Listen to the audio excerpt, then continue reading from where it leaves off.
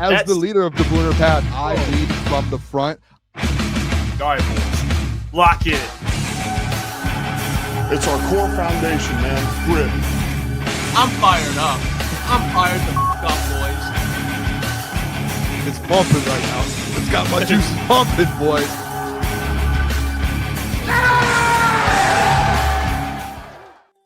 Welcome to Crunch Time Sports with Jeff and Booner. It is Monday, October 27th. We are back. Monday Night Football. The Detroit Pistons are playing the Cavs. That's a whole nother thing. There we go. Hope everyone's doing well. We got a lot to get to. NFL weekend, Michigan versus Michigan State. Dan Campbell spoke to the media today, gave an update on some important players when it comes to when guys could potentially be returning, so on and so forth. But this is the week, game week. We're back. Hope everyone had a good bye week. Lions football's back on Sunday. And we'll be at DraftKings in Troy for our 1 o'clock. It's a 1 o'clock game. So our watch party, our post-game show, it'll be there. In Troy, everything. Yeah. So if you're not too far from the Troy area, come through Sunday, 1 p.m. Come hang out with the fellas. Hope everyone's having a good one. Get your merchandise, officialctsports.com. We got a lot to get to today. It is. It's like a packed Monday. I mean, coming off a bye week, usually there'd be like nothing to talk about. We've got so many things like Pistons, big weekend for the Pistons, the Lions, NFL. Yeah, I mean, it was a very eventful weekend. NASCAR. No, I'm just kidding. I know no one cares about NASCAR. F1, Lando Norris back in the championship lead. Let's move on. No one wants to talk about that. But no, it's a pack. I'm pumped up. It was a good weekend too. I enjoyed it. I'm pumped up too for Halloween this weekend. I'm gonna say that Halloween week. I got my costume. I got 2 costumes. Both of them came in today. I don't know if I should tell the people or just surprise the people one day this week with one of them. But I'm pumped up for them. Well, who that says would have been a good weekend if the Packers lost. Yeah, that game was. I watched Steelers look brutal. Yeah, the first half they missed so many opportunities in the first half. They should have been up like 2-3 scores in the first half, and they just left. The Packers just hung in there. I think it was 9-7 in the first half, and that second half was just. Dude, I had Packers money line at the start, and I'm not gonna lie. Like at halftime, I was like, greatest bet of my life. Like it was like plus 150 before the game started. I was like, I wasn't confident in it, but I felt like the Packers at home were going to beat the Packers, or the Steelers at home were going to beat the Packers. And at halftime, dude, I was so confident. What a great bet. Like I just got a good underdog bet in the NFL. It's always the best feeling. And second half, boom, Packers took. Jordan Love, by the way, and you got to give him credit when credit's due because we go at him when he's bad. That man had 20 straight completions in the second half, and they weren't just like dump offs. Like he was like slinging it. He was slinging it. He looked good in the second half. That's where it's like every 6 weeks he has a good game. Yeah, he had almost 400 yards. They scored 30-plus points. They weren't really running the ball well. They got some juice from Wilson, their other running back. But we'll talk about the NFC later in the show as well. The Packers, the Vikings. We'll talk about the NFC North, but the NFC just as a whole. Peter Schrager had some comments on the NFC, where the Lions stand. So we'll get to all of that. Kendall Fuller, we have an update on him, what the Lions did with him later in the show as well. But before we get to all of that, I just have to say, we went to the home opener for the Detroit Pistons yesterday. They beat the Boston Celtics. They started very slow in that game, but they ended up winning it. What a fun time down in LCA. So man. Fun. It was absolutely packed out there. We got to meet up with some good friends of ours, Deuce. We got to meet up with Kool-Aid. Eric Vincent, who joins the show. We got to chop it up with him. We got to meet Tom. Tom's a legend, dude. He's just a Tony, of course. Tony as well, and Jalen. Yep, Jalen. That whole crew. Yeah, the whole crew. It was a lot of fun. Got to meet up with some good friends of ours. Got to watch some Pistons basketball. Me, Boone, Gentry, Caleb. Lucas couldn't make it, but he was there in spirit. He was there last year. Popcorn in attendance too. I got some pop. Oh, it's the best. Yeah, it was just it was good, man. It was a lot of fun. We had a blast. They gave out like opening night T-shirts, which I have actually. I thought they were pretty cool. All right, I think I left mine at your place, by the way. Gentry left his in my car. So yeah, either I did or mine might be in there as well. I can't find it. So I have some T-shirts I got to give the boys. But yeah, it was a ton of fun, man. Just to be there in attendance to get to watch those guys. I mean, there's a ton of people that were courtside too. Isaiah Thomas was there. Rip Hamilton was there. Go. Tom Gores was obviously courtside as well. Jameer Gibbs was there with his Chauncey girlfriend. was not there. Chauncey was indeed not there, unfortunately. Can I ask the chat a question about my tweet that I was going to send out to just get a feel for the room so I know moving forward what tweet could get me canceled or not canceled? Is it fair to ask? Tell me your tweet. I don't think, and listen, I don't think this would ever get anyone canceled. AG's Burner said, no, you can't. I was going to just tweet out and say, we were at LCA. I just said, hey, rumor is Chauncey Billups doing a meet and greet and signing at LCA for opening night. All of the boys said, don't send. I had it typed out. I was ready to send. I thought that's a great tweet. That's a funny tweet. Why would I get canceled? What's so wrong about that? I actually, maybe I don't have a good brain. I actually don't know what's wrong with that tweet. All of the boys were like, no, don't do that. I thought maybe some of the boys would be like, yeah, that's funny. Every single one of the boys were like, no. No, it was funny. I just, as your friend, I would not send that tweet. I would not, under any circumstances. All of the boys said no. That was me just looking out for my friend. That's all. You know, I feel like it's such a good tweet. No one liked. I don't know. Just looking at it from the perspective of trying to create relationships with maybe some people in the Pistons organization, and you just have a tweet on there, I'm not out here trying to be like, I don't know. No, but we are meeting. Justin Rogers of the Detroit Pistons, and that's not a shot at Justin. He's like the best beat writer. I'm saying he's the best beat writer for the Lions. So for me, it's more so I'm not out here trying to be the best beat writer for the Pistons. I'm not saying you are, but we almost met one of the higher ups at the Pistons. Yeah, but that's a good dude though. From what I've been told, that he loves the boys, and that's not a negative. Like he wouldn't be like, from what I heard, and the guy that we had the connection with, funny dude. So he would have been like, that's a good tweet. You know that. No, I don't know. I just tried to drink my water with the cap on because I was nervous about this tweet. Look at David said, good tweet unless you're angling for more access in the sports world. Fair enough. Keys to wisdom. Why is Booner having to ask on tweets like he's not a grown man? Listen, keys to wisdom. That's how you don't get canceled. You have to there's just some things that go through your brain that you have to just double check. Yeah, I'm glad you asked for that. I'm glad you asked for that one. It was hilarious. It was great.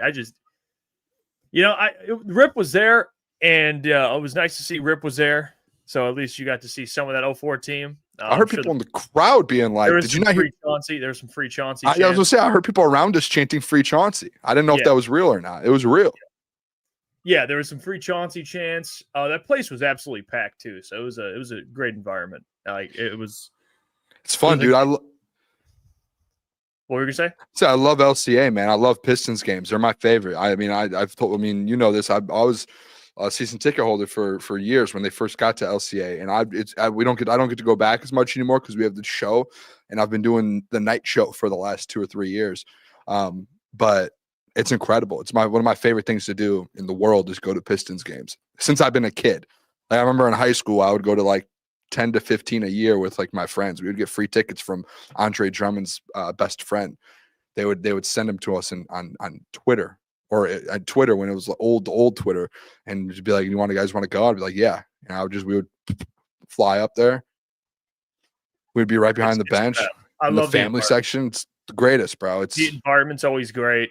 And honestly, just in general, like from the game itself, like they started slow. They did that. They've been doing that.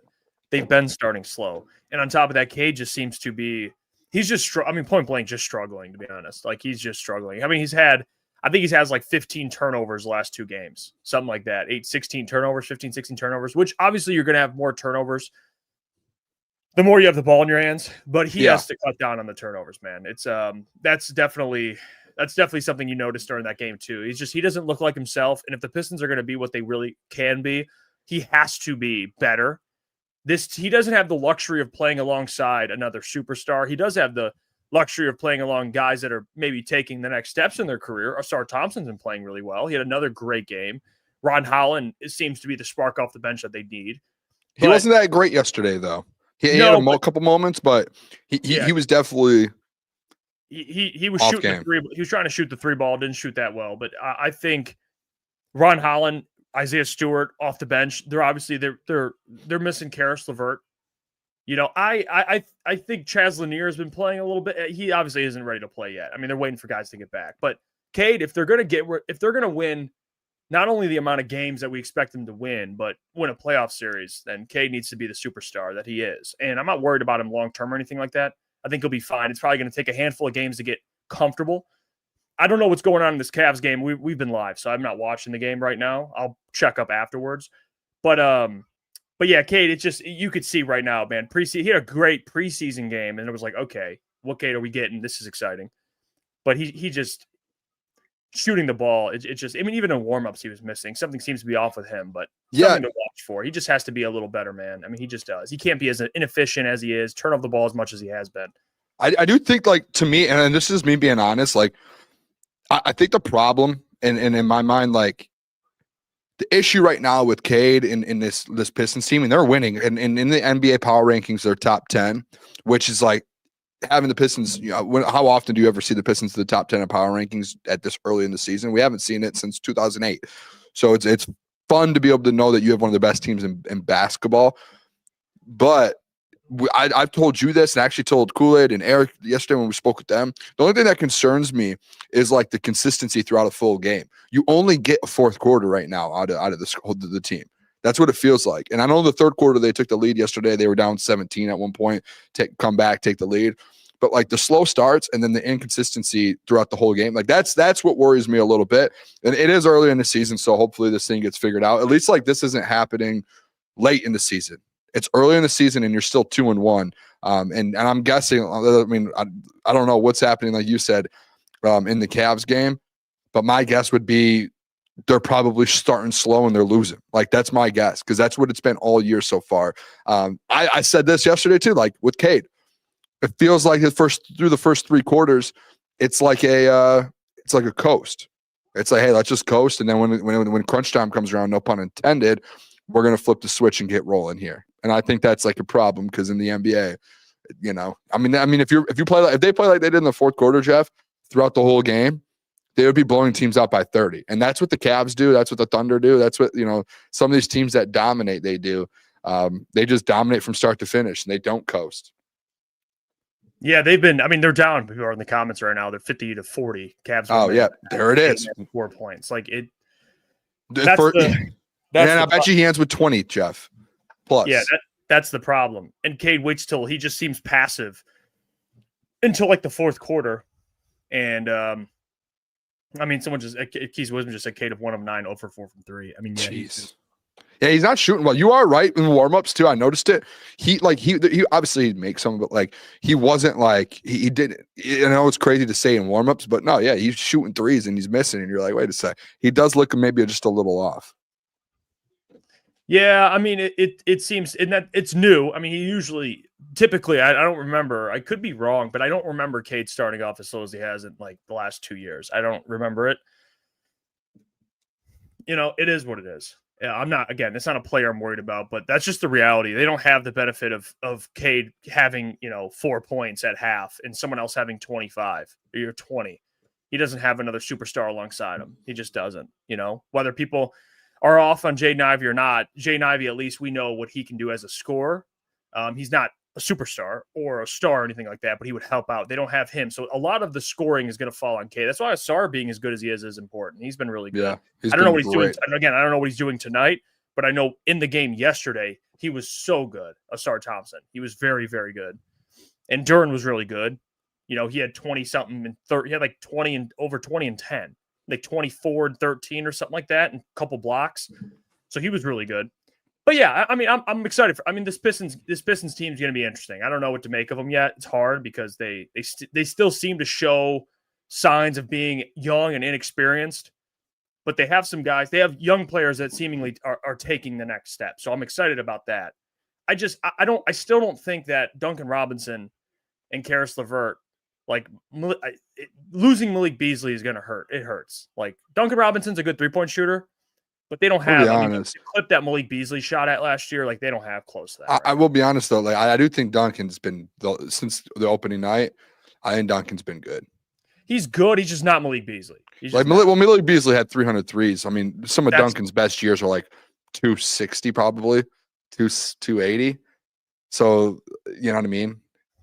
Let me go look. I mean, we could look at that, but he's not getting 300. No, and that's just the reality. I'm not trying to come at Duncan. I'm just saying you just don't have that. I mean, you just don't have the clip of Malik. He was getting. Did you see Malik Beasley watch? Did you see his video of him watching the game? Yeah. Did you see like the way he was talking about it?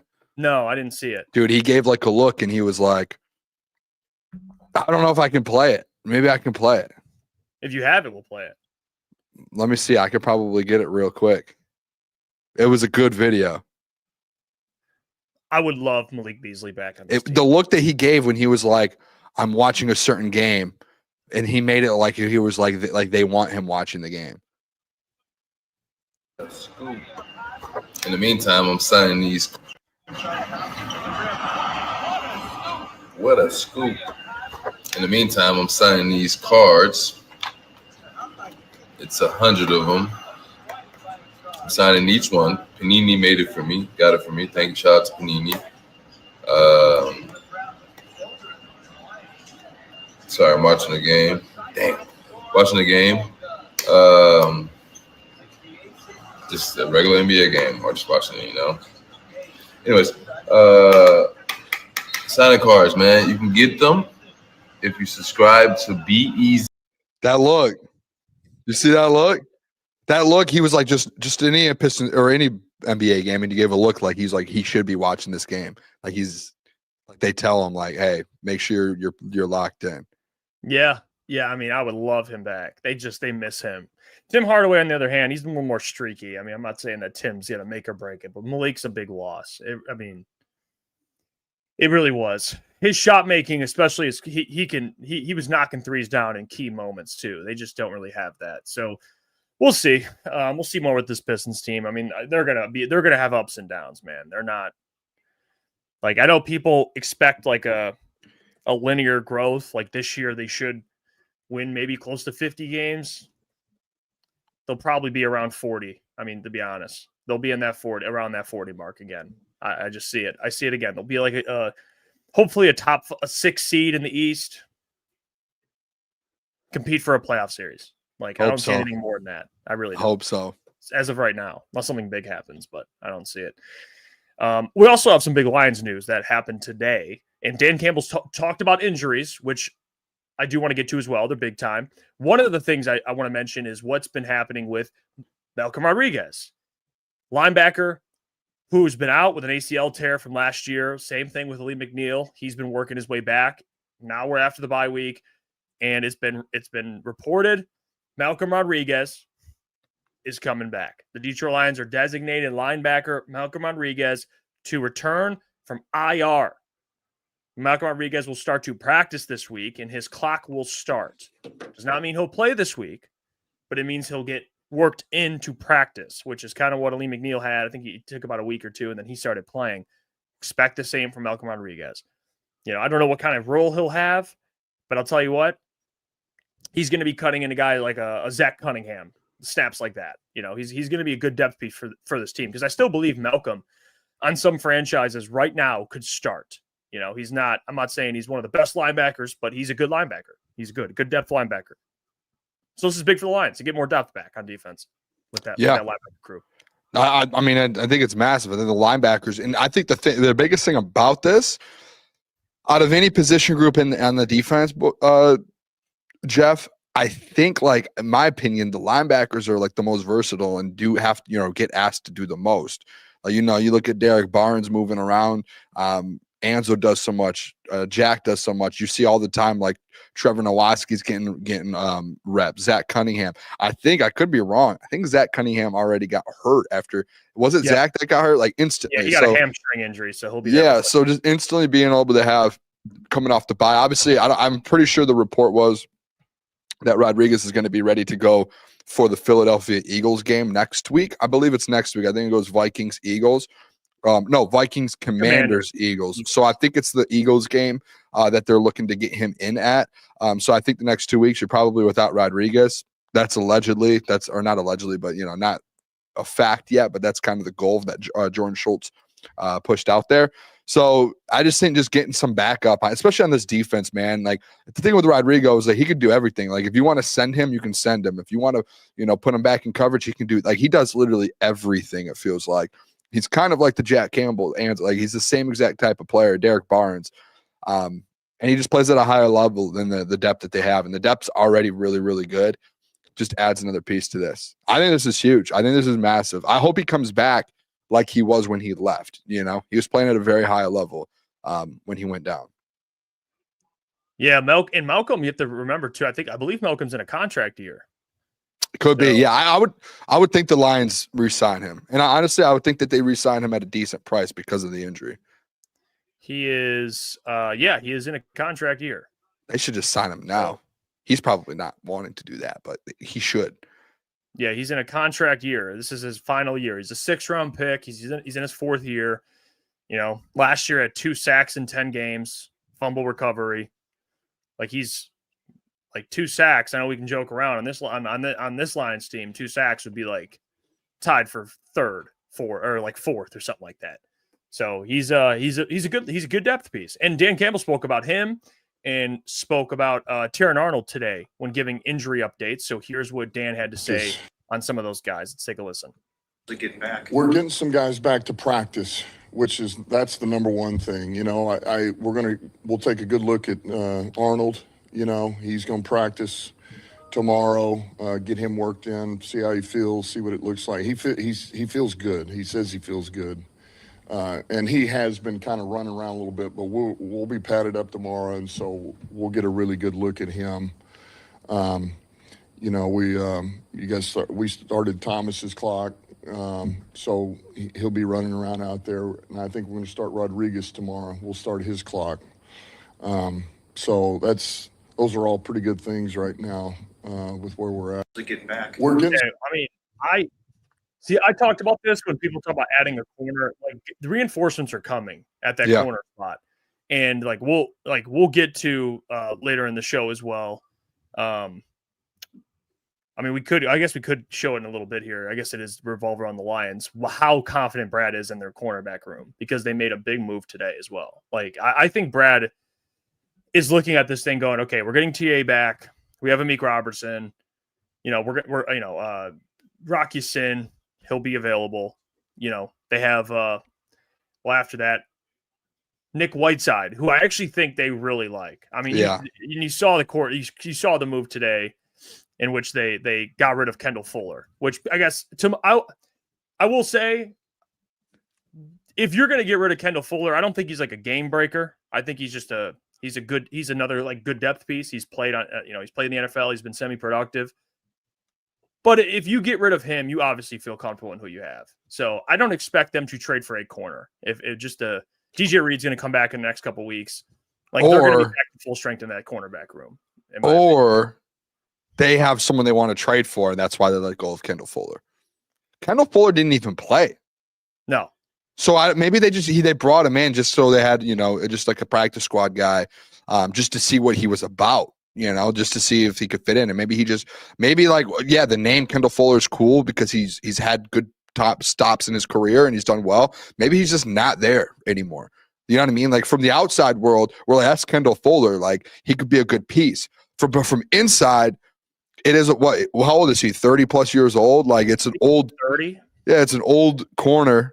And I remember when we signed, I told you, I said, like, dude, like 30-year-old corner, that's when they start slowing down a little bit. And that's a position you can't afford to slow down. Like, look how many corners when they hit 30, boom, they're falling off quicker than, I don't know an analogy there. I would love to have one right there. That would have been sick to be able to pull out a nice analogy, but I don't have one.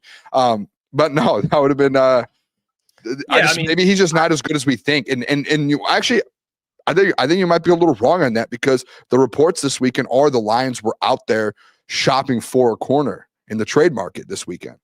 Like that was reported from Diana Rossini that she said that she listed off 3 or 4 teams that were busy and they were active in the trade market for corners, and the Detroit Lions were one of the teams brought up in that. So I would think that they're still shopping a little bit. Obviously with TA and some of these guys coming back, yeah, you have confidence, but I just think it's one of those things where Brad, you know what I think it is, Jeff? I think Brad says all the time, I don't care who we have, we're always looking to upgrade. I think maybe right now in the NFL, the corner market, when it comes to trade value, I think it might be high. Like there might be some good corners available for cheaper prices. So maybe Brad's, looking at it to where you could get a very good corner for a cheaper price. Because there are a lot, like it feels like every other tweet that gets thrown out there about the trade deadline, it feels like it's a corner tweet. I feel like today there was another trade with a corner involved. Last week there was. Like it just seems like there's a lot of corner. There's a big corner market right now. Yeah, I mean, here, let me see. This is the report that you saw. Lions royalty kind of just it's in a New York Times article, so it's behind a paywall, but it was people were reading it and posting it. Lions royalty put the Lions are making calls for a corner per DM Diana Rossini, which I mean, if it is a corner, it's probably going to be kind of like what you talk about with tackle. It'll probably be like Roger McCreary from the Titans was just traded to the Rams. Like I think he's the nickel over there. I think if the Lions were to make a deal for a corner, it would probably be like for a guy that could probably play some depth for them. I just don't, unless you, because you're going to get, once you get DJ Reed and Terrion back, what role does that corner have? Especially when you have a Meek Robertson who can play outside. Hey, fight for it. Best man wins. Okay. What happens if another injury happens after the trade deadline's over? Have depth now. Go trade for someone.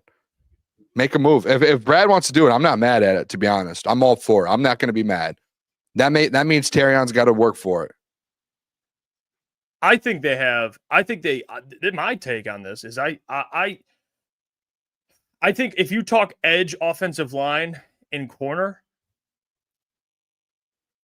I would be surprised. I would be more surprised if they were to trade for a corner than they would any of the other two positions. Yeah. Well, I mean, we did this last week. We were ranked them, and my number one was offensive tackle. I think that was your number one. My number two was edge, and 3 was corner. But again, and I did say the only way I'd be mad coming out of this trade deadline if they just ignore the offensive tackle position. But the fact they're making calls for corner, like who put it in the chat there?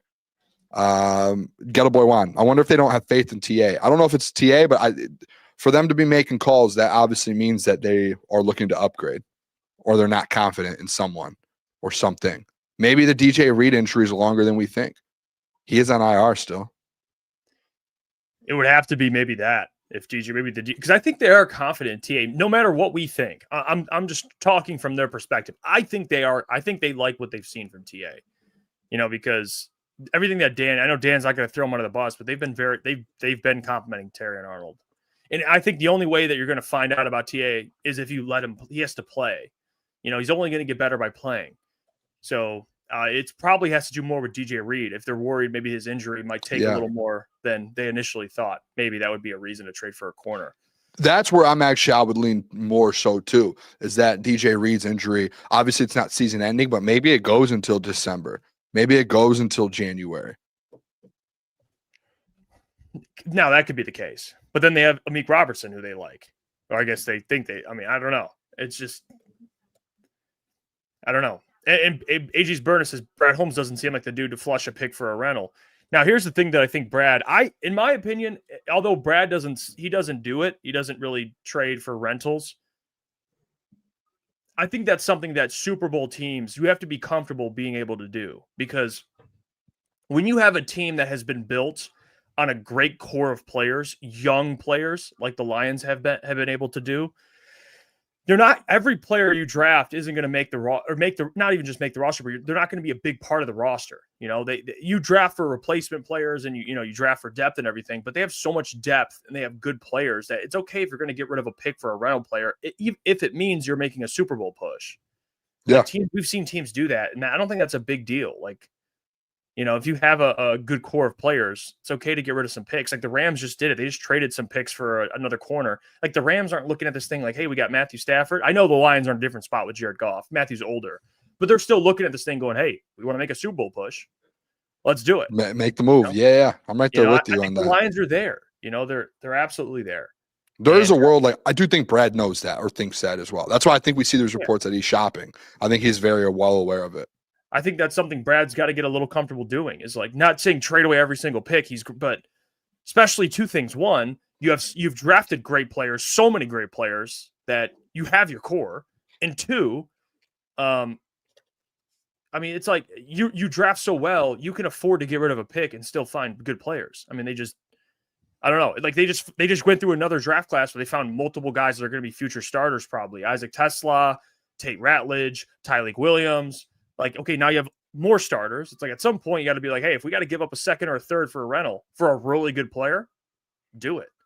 Why not? Rams did it with Von Miller. They won a Super Bowl. I have no issue doing that. That's why I talk about it with Trey Hendrickson. If he's a rental, I'm all for it. No issues with it whatsoever. So something to kind of pay attention to with Brad Holmes there. Before we move on, I want to get into something related to the bye week. Just bye week recap, bye week review, biggest issues or concerns for this Lions team during the bye week. We'll get into that. But first, we got to hear a message from our sponsor, Comer and Cross. Hey, Jeff, tell us about him real quick, all right? I've interrupted the video to tell you about the sponsor of today's video, Comer and Cross, and their one-day installation for concrete floor coatings, garages, basements, patios. They do it all. And I'm sure you're tired of staring at your crack-stained garage floor. Well, I have the answer for you. Comer and Cross in their summer installation sale, they're offering 12 months same as cash or $500 in savings. Why put it off? You can contact the number 248-834-3488. They transform patios, pool decks, basements, even driveways. They do it all. And the best part is they move the stuff out for you. They repair your cracks and pits before applying your stunning new floor, guaranteed. Comer and Cross concrete floors never chip, crack, or peel like epoxy or paint. Again, you could call the number 248-834-3488, or you can book your free estimate at comercross.com. Let's get back to the video. All right. Wow. That was Jeff from the future. I mean, thanks, Jeff. Appreciate that. Yeah, thanks, Jeff. Hey, great ad read, Jeff. You really killed that one. How did you change so fast? It happens. Just when you're doing this for a while, becomes second nature. It's how it goes. Hey, now that we're at the bye week here, I guess past the bye week, going into game week, they face the Vikings on Sunday, which that game, J.J. McCarthy is going to be the starter. Carson Wentz was already ruled out for the season with a messed up shoulder, by the way, which he's been playing through. When you look at this Lions team, and Dan spoke about it last week, he went into different things that they want to work on going into the bye week, and he spoke about it today, things that they have worked on coming out of the bye week. I guess, and this is for the chat as well, what are some things or a thing that you look at as maybe the biggest issue to correct, or maybe something that could be a downfall for this Lions team, something that they need to key in on? I know Dan talked about offensive third downs was a big thing they worked on. I think they're like 20th in third and manageable. It's like 3rd and 4 to 3rd and 7, something like that was the range. They're like 20th. I love that though. That was like, loved that. So that's something they talked about. But is there anything that comes to mind for you that you think this Lions team has to get corrected for the rest of the season? Now they're getting past that bye week. Yeah. Well, first thing, you know what's cool about like Dan saying that?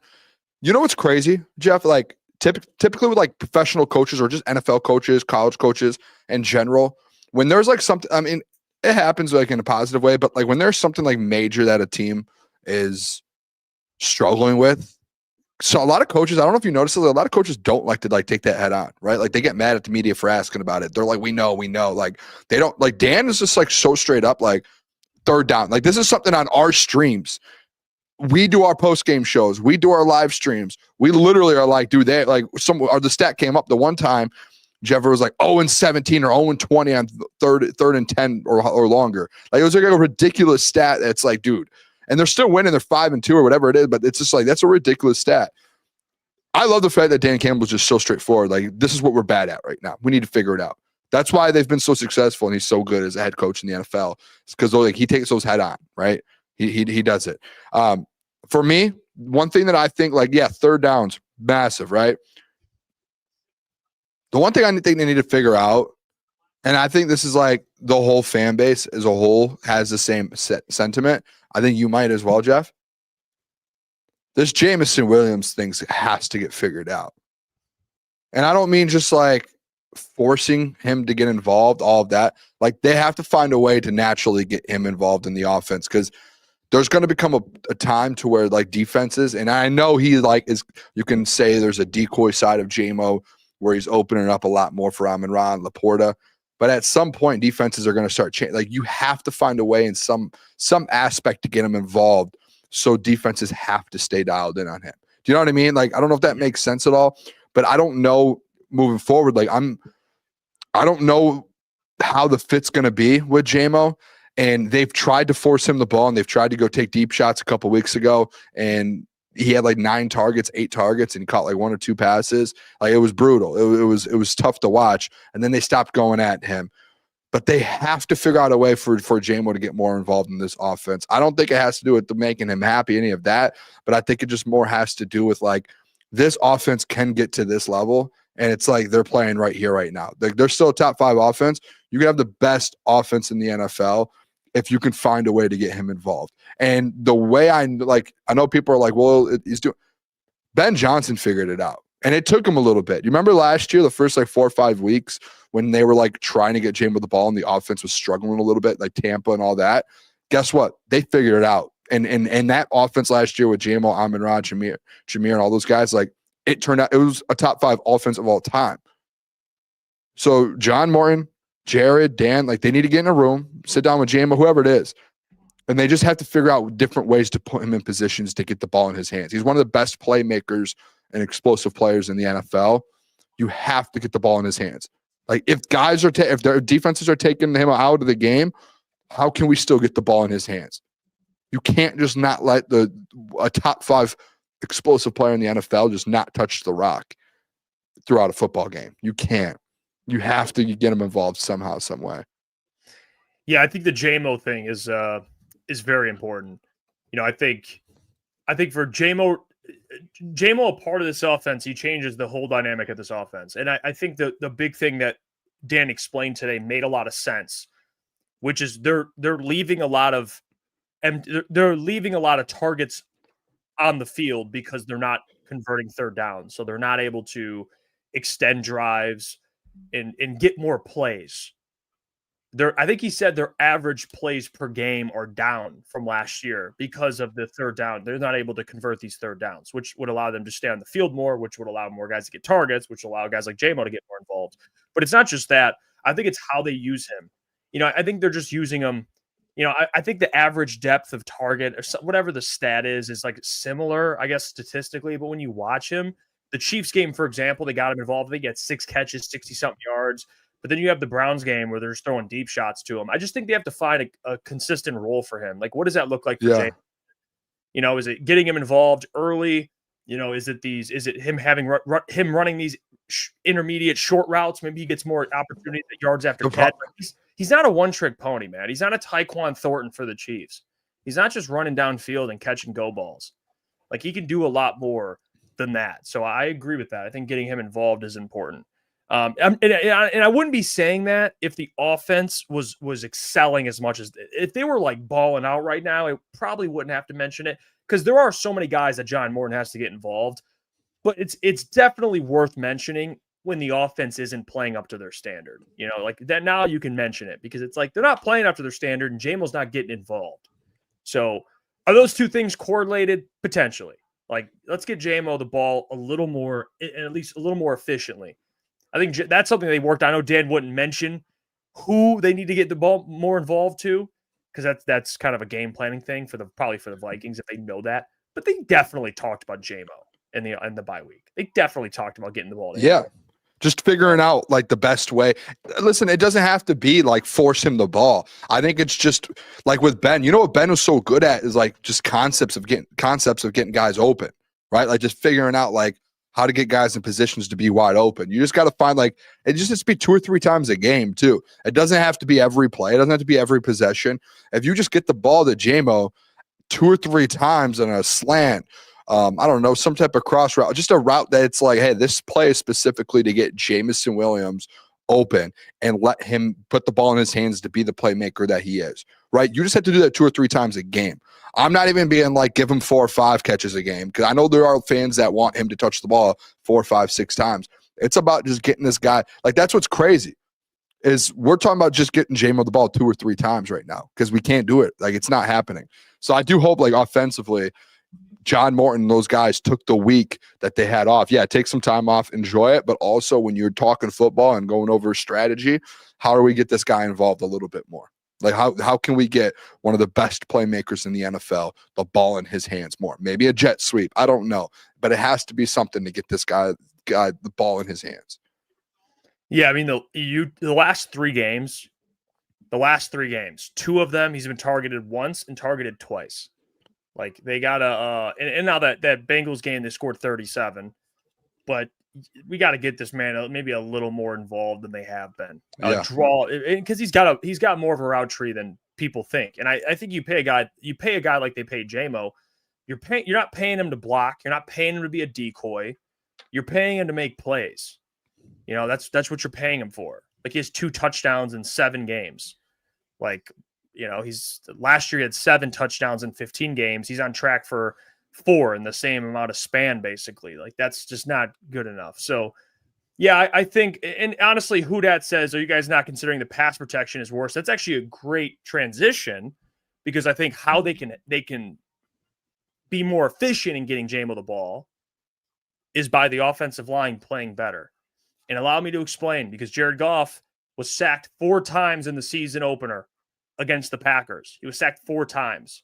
The next 3 games, this offensive line allowed 0 sacks. Chicago, 0 sacks. Ravens, 0 sacks. Browns, 0 sacks. The last 3 games, they've allowed 9 sacks. 4 sacks against the Buccaneers, 4 sacks against the Bengals, and 1 sack against the Chiefs. So, in 2 of those games, the offense struggled mightily. You know, so I think if we want to talk about this offense being as good as they usually are, or, you know, J-Mo getting more involved in terms, you know, seeing J-Mo kind of connecting with J-Mo downfield, it comes with protecting Jared Goff, which this offensive line has not done up to their standard the last couple games. So it's a great point because it ties right into the J-Mo argument. This offensive line in the run game, like Jameer had a great game, you know, against the Buccaneers, an amazing game. But overall, their pass protection has not been great. And Taylor Decker is playing hurt right now. But they got to be better. Like, Panay is incredible. But I'm mainly looking at those 2 young guys, those 2 young guards, Graham. The interior. Just getting healthier. So the offensive line, I think if it's for me, it would probably be their pass pro. And they have a good defense this week in the Vikings. Like, this would be, they got to show out. Not saying you allow 0 sacks. It's hard to do that. But you can't allow 4 sacks in 2 of the last 3 games. Like, you know, it's hard. Yeah, I agree. For a guy like Jared, who's not the most mobile, you know, and then you have J-Mo, who you need a little more time. It seems like Jared's doing these like 3-step drop back, get rid of the ball. You're not going to have these deep downfield plays from J-Mo if you have to get rid of the ball in 2 seconds. Like it's not going to happen. Like I think the Packers, to bring them up real quick, I thought they did a really good job against the Steelers. Avoiding, like, because the Steelers were getting the love, but Love was getting the ball out so quickly, and they were still able to have success offensively. Like, it can happen, but if you want to connect downfield, you're gonna have to give them a second or 2 more. Like that Browns game, they allowed 0 sacks, but guess what? The pressure was evident in that game. So you look at the stat sheet and you see 0 sacks, you're like, oh, 0 sacks. But when you watch that game, they were hitting Goff. He was getting hit, he was getting knocked down. Some of the plays to J-Mo. If Goff would have had a second or 2 more, he probably would have connected with J-Mo, but he didn't because he was hit after the ball was out, so it didn't count as a sack. But they got to do a better job in pass pro. This offense. Yeah, I do think, if I'm just being honest, like the sacks, like 4 is a lot. I don't think it's like the craziest. I think it's more so like Jared, like there was a couple games over the last few weeks where he just getting pressured so much where he has to get the ball out quick. Or there's a couple times, honestly, like you said, it comes back to the J-Mo thing too, where J-Mo's running a quick route, and guess what? Jared can't connect with them because he's getting pressured, right? And he has to get the ball out, boom, incomplete pass. So I think that's something that's really big. I'm right there with you. I even think too, like it even goes to like the run game a little bit, like with D-Mont. Like D-Mont hasn't gotten going. He had that Bengals game and the Ravens game, but there's been games he hasn't been going. And I've talked about it with you guys before, where it feels like as soon as D-Mont touches the ball, boom, he's getting hit by a defensive lineman. But some reason, like with Jameer, obviously Jameer's a little bit more elusive. So, you know, if he and I think D-Mont could break a tackle, but I think just in general, the offensive line, like I think they've shown weeks where they're a top 5 O-line when they're playing at their best, but they've also showed weeks where they're like, hey, that they're outside the top 5 as an offensive line. We need a top 5 offensive line to be successful. If you want to win a Super Bowl, you need that. Yeah, I mean, David, if you want to, the David Montgomery thing is interesting too. I mean, he's played in 7 games, right? 7 games, and 1, 2, 3, 4 of the 7, he's had 25 or less yards. Like, he had 150 against the Ravens. That's like a little, I mean, that's not half of his yards, but it's 150 of his 355. Like, if you like, that game is a big chunk of what he said. He hasn't really been, whether it's David, whether it's, schematically what's going on, whether it's run blocking, whatever it is. Like, to say that David in 4 of the 7 games has had 25 or less yards is kind of crazy. Like last year, you had games like that, but I'm looking last year, 25 or less yards. He had one.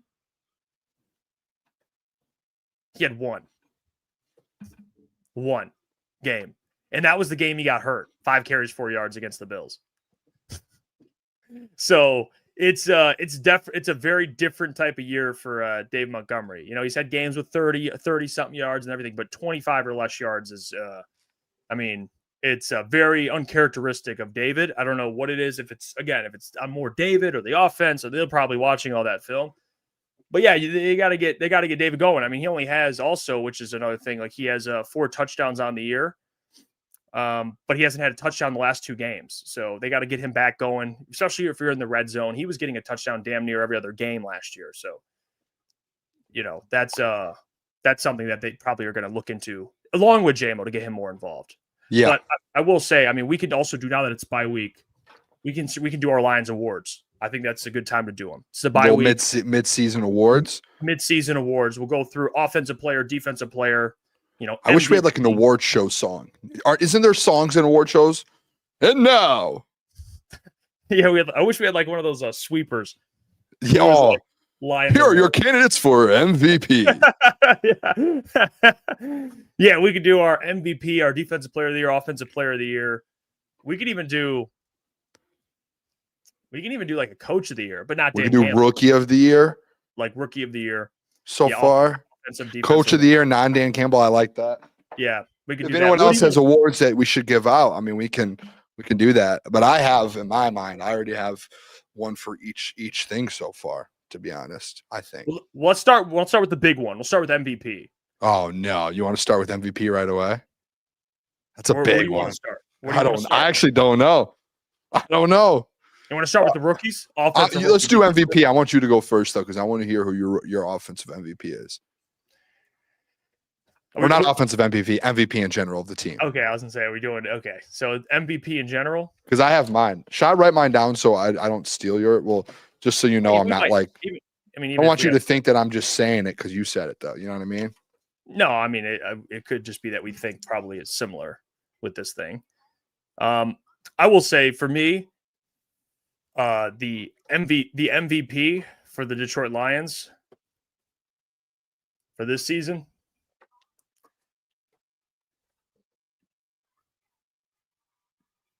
I'm not going to waste too much time. I'm going to go Jared Goff.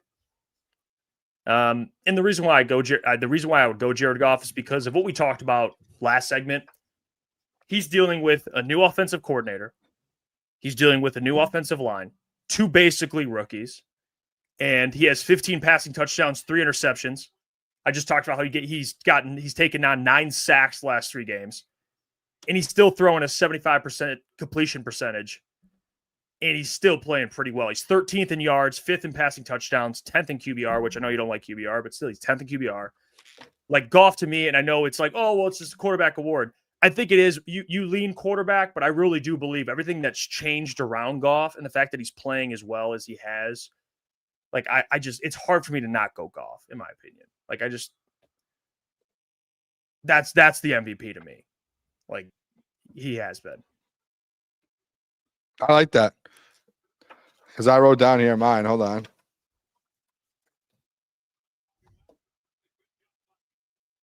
Sorry. Jared Goff. I wrote down Jared Goff, baby. No, yeah, I'm right there with you. I mean, the 15 touchdowns, like what, 3 interceptions, I think is the stat line. I mean, just it's like he's been incredible at the end of the day. And I know there's been games where people are like with yards and everything, oh, he's not in the NFL MVP conversation. That's fine. And I think I think you said it perfectly. Just with all the scenarios, trying to figure this thing out. He's had so many games, dude, where he like throws for like and I can even pull his game logs real quick. By the way, he's second in passer rating too. Yeah, I mean, almost every stat he's top 5. The most incredible thing to me is like you look at some of these games, like versus Kansas City. I know they lost, but 23 for 29. Cincinnati, 19 for 23, dude. Baltimore, 20 for 28. Chicago, 23 for 28. Only 5 incompletions. It's like every game he has less than 10 incompletions, no matter what. He has 20 plus completions every single game. His ratings are good, and I know, I'm not the biggest on that because there are really weird nuances to quarterback ratings. But I just think as a whole, like, he might not be top 2 or 3 right now in yards again, but he doesn't need to be because he's putting his team in positions. And yes, they have struggled a little bit offensively the last few weeks, but outside of that, man, he's been incredible. He has been incredible.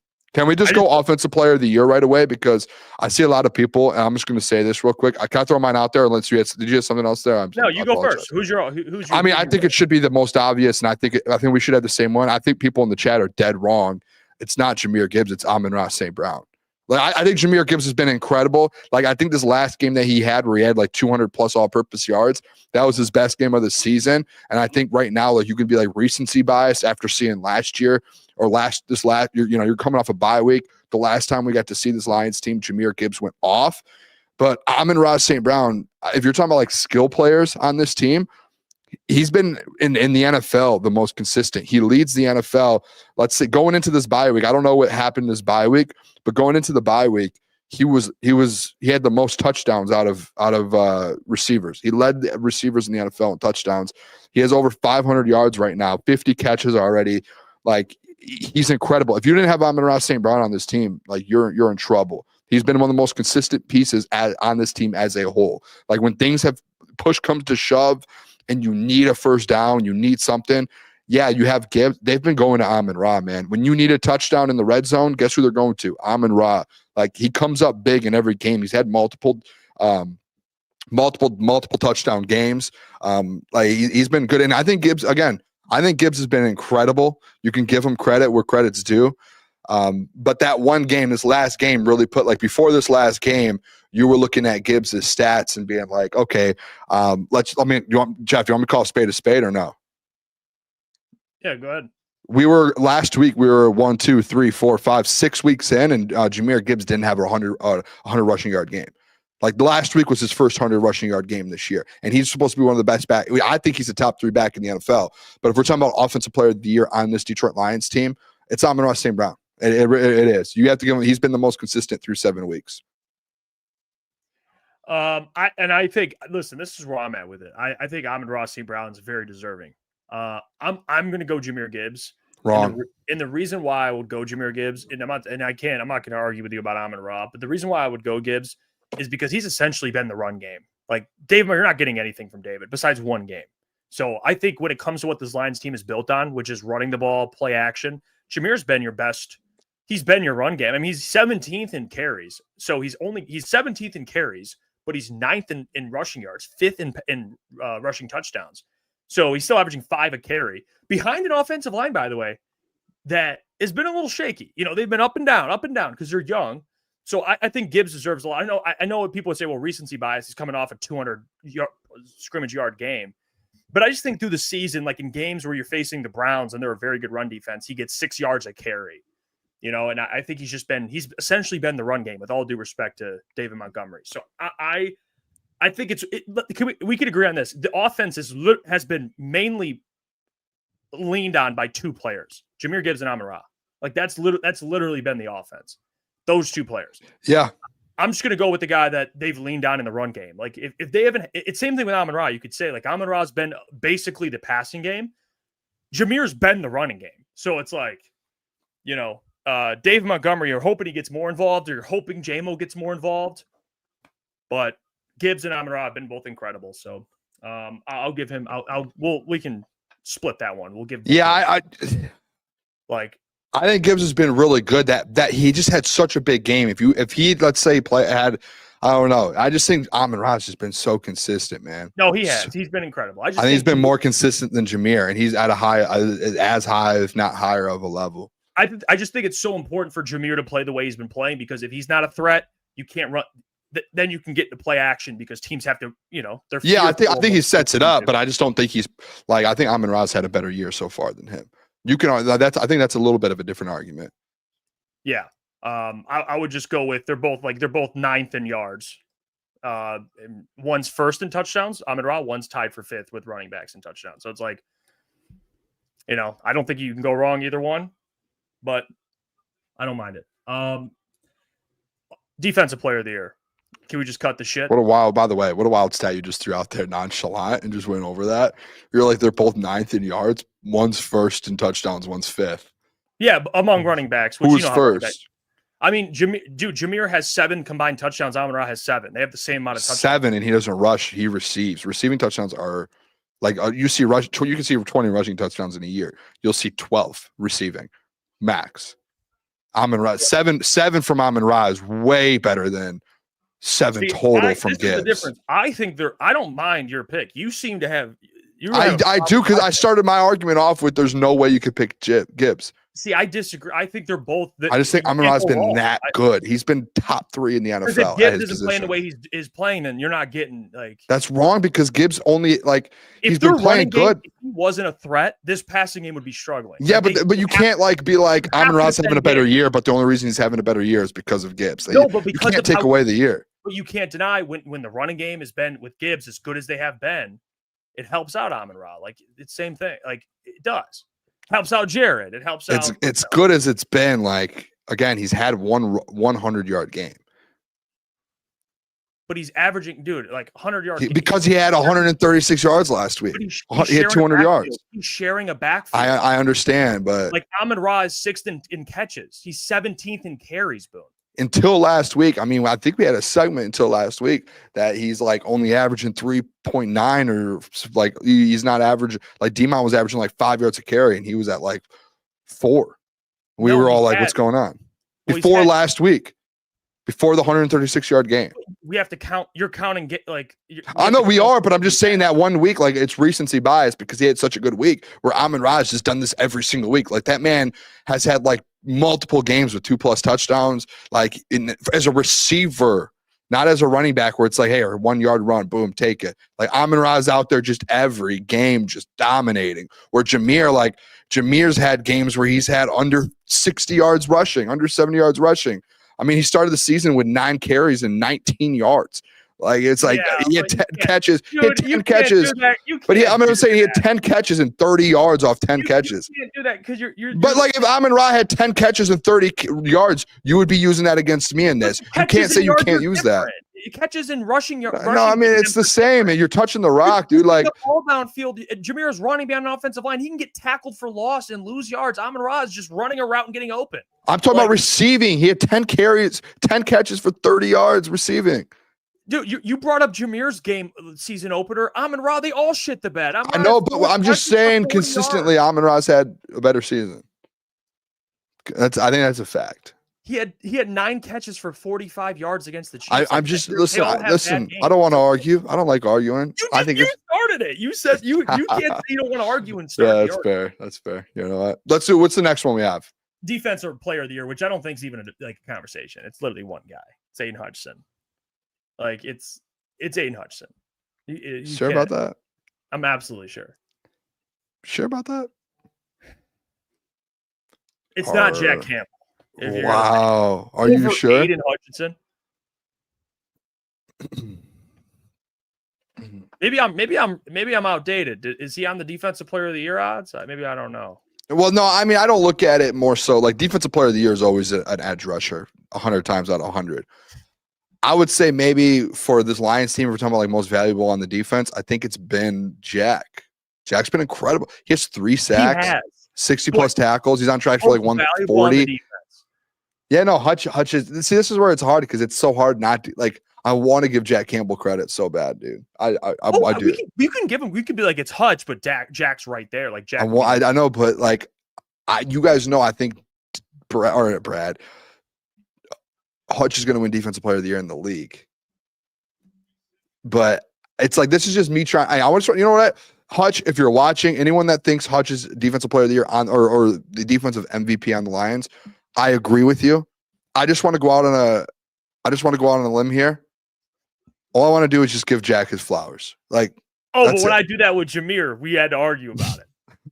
You see what I'm saying? Yeah, if you want to argue, we can argue. We can argue. But I would give it to Aiden Hutchinson. I just want to give Jack his Jack Campbell his flowers.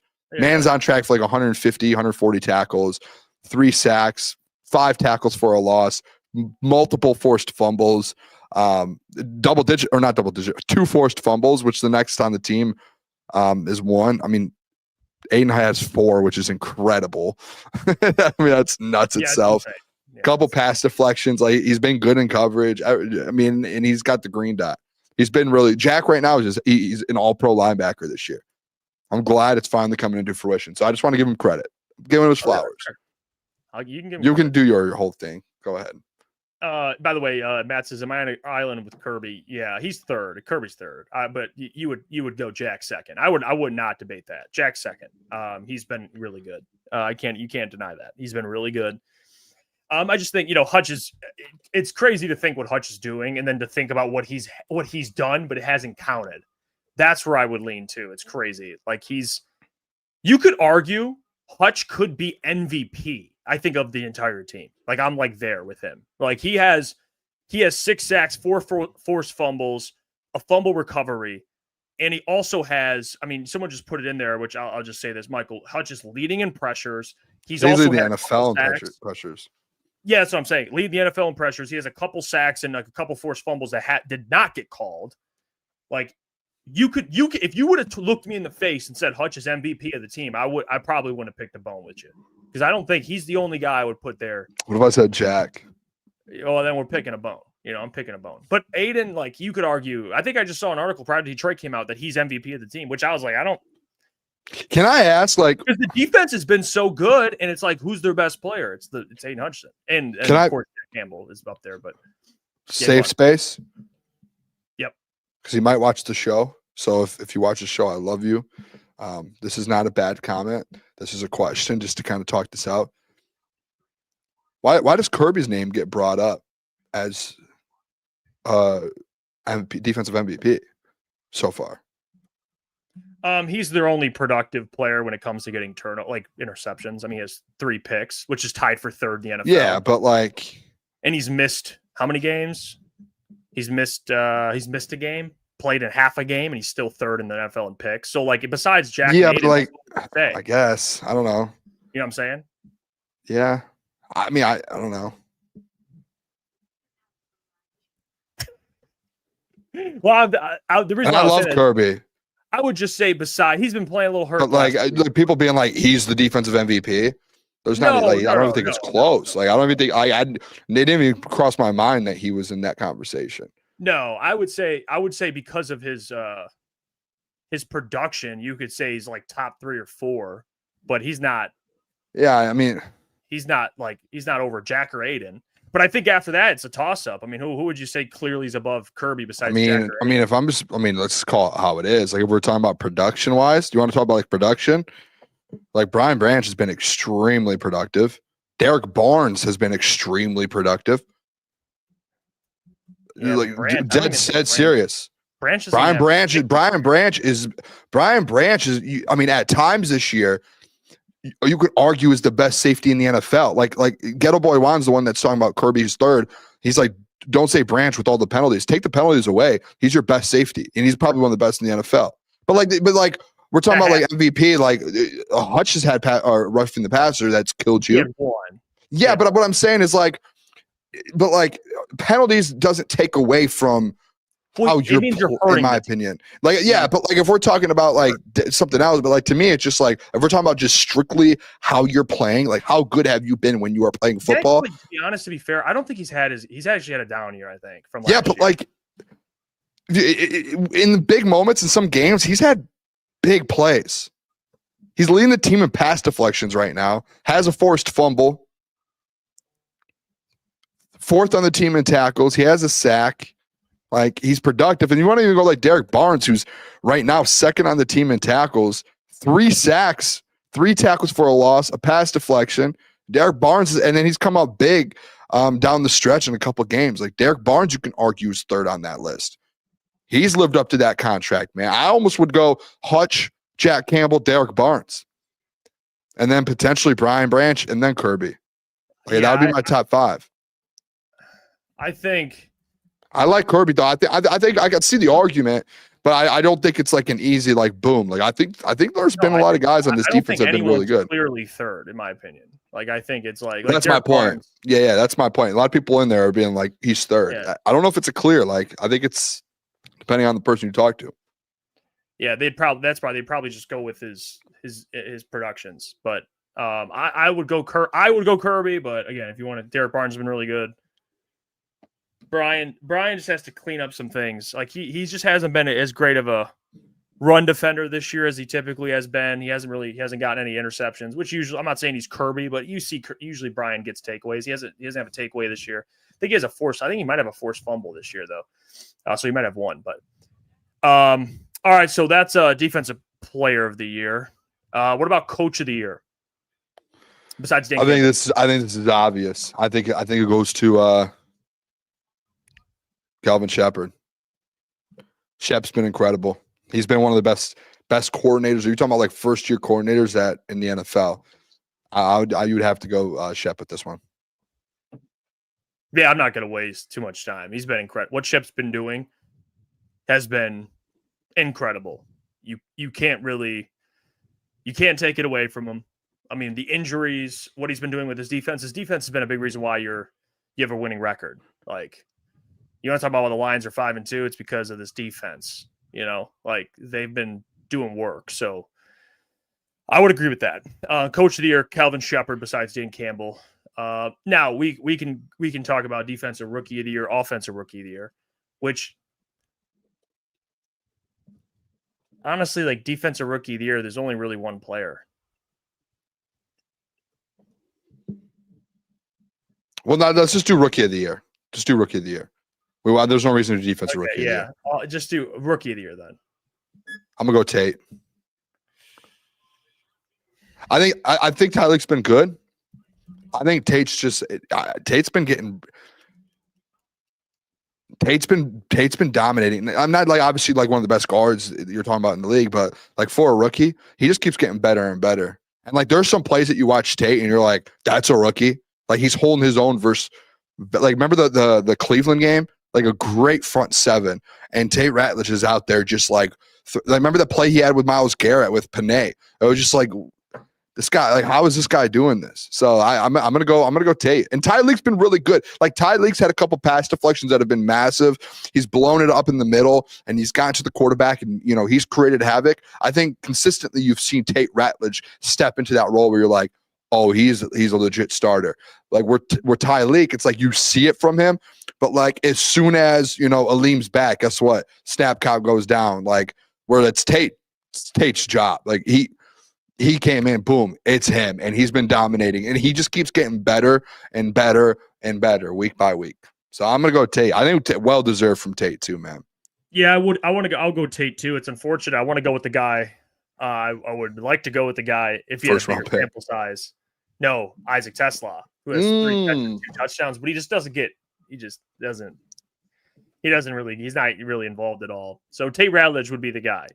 I think if we've seen a bigger sample size out of Isaac, I think he would have a legit argument. I think he's a really good player. I just don't think he's just not. They have too many guys in front of him. So Tate starting, playing next to Graham, which Graham's not he's okay. Sometimes he's better than other times. But yeah, Tate Ratledge, I think he's like 20th right now in run blocking on PFF. Good. It's huge. Top 20 as a guard. I mean, you could as a rookie. You want, as a rookie guard, you'll take that. So give me Tate Ratledge. I'm gonna agree with you on that. Now, honestly, I don't know if you wanted to do this. Just get into how many Lions players in chat. We should save this for a different day. We should save this for a different day, like tomorrow. Are you talking about the All Pro? Well, you want to just do NFL? You want to go through NFL? Yeah, awards? yeah. We should just move on.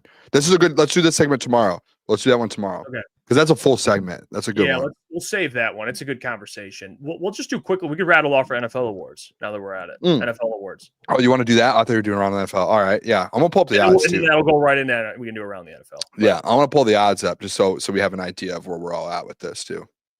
I'll just go through it quick, I guess. Because I want to know where you're at. What do you have for MVP? I think that, honestly,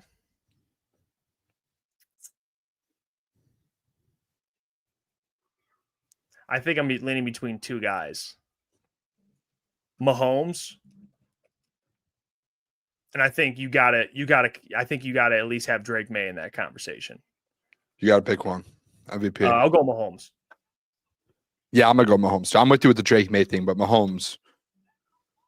And I don't know how he's playing tonight. I don't know how he's playing tonight, but I think Mahomes is gonna win MVP. I agree. I really do. Yeah. I mean, because the narrative, you already know the narrative. The Chiefs are not as good as they have been. And if he gets them to 11, 12 wins, he's going to have a good year. Do you remember this argument we had the other week? What? Do you not remember the argument about my MVP? I think it was someone in the chat where you said it, where it was like, if Baker has a big week, he's locked it in. I was like, it was week 7. And I was like, Mahomes is going to like, let this thing play out. It's going to end up being Mahomes. I can't remember if it was a comment we read off or if that was what you said. I just remember the argument. And every time I think of MVP for this year, I just keep thinking of that because of Baker. And then the next week, the Lions just shutting it down. It's incredible. I said if he has a big week, it's gonna, and he didn't. So obviously that was my point. Is like if he beats the Lions and balls out, that's gonna help. It's gonna be huge. And he actually did the opposite. He had his worst game of the year. So he didn't take advantage of that opportunity. So, yeah, as of right now, I'm going to go with Mahomes. I mean, I think he has the most combined rushing and passing touchdowns in the league right now. So, I don't know. They said he has 2 picks. He has 2. Oh, he has 2 picks tonight. Yeah, it's tough then. Maybe Josh Allen gets back into this race. He's second in odds right now. Dang, man. He's second in odds. Yeah, I did not. One of the picks wasn't even his fault, though. I did see a clip. It was like Travis Kelce just tipped a pass up, and it went right to Bobby Wagner. All right, next award.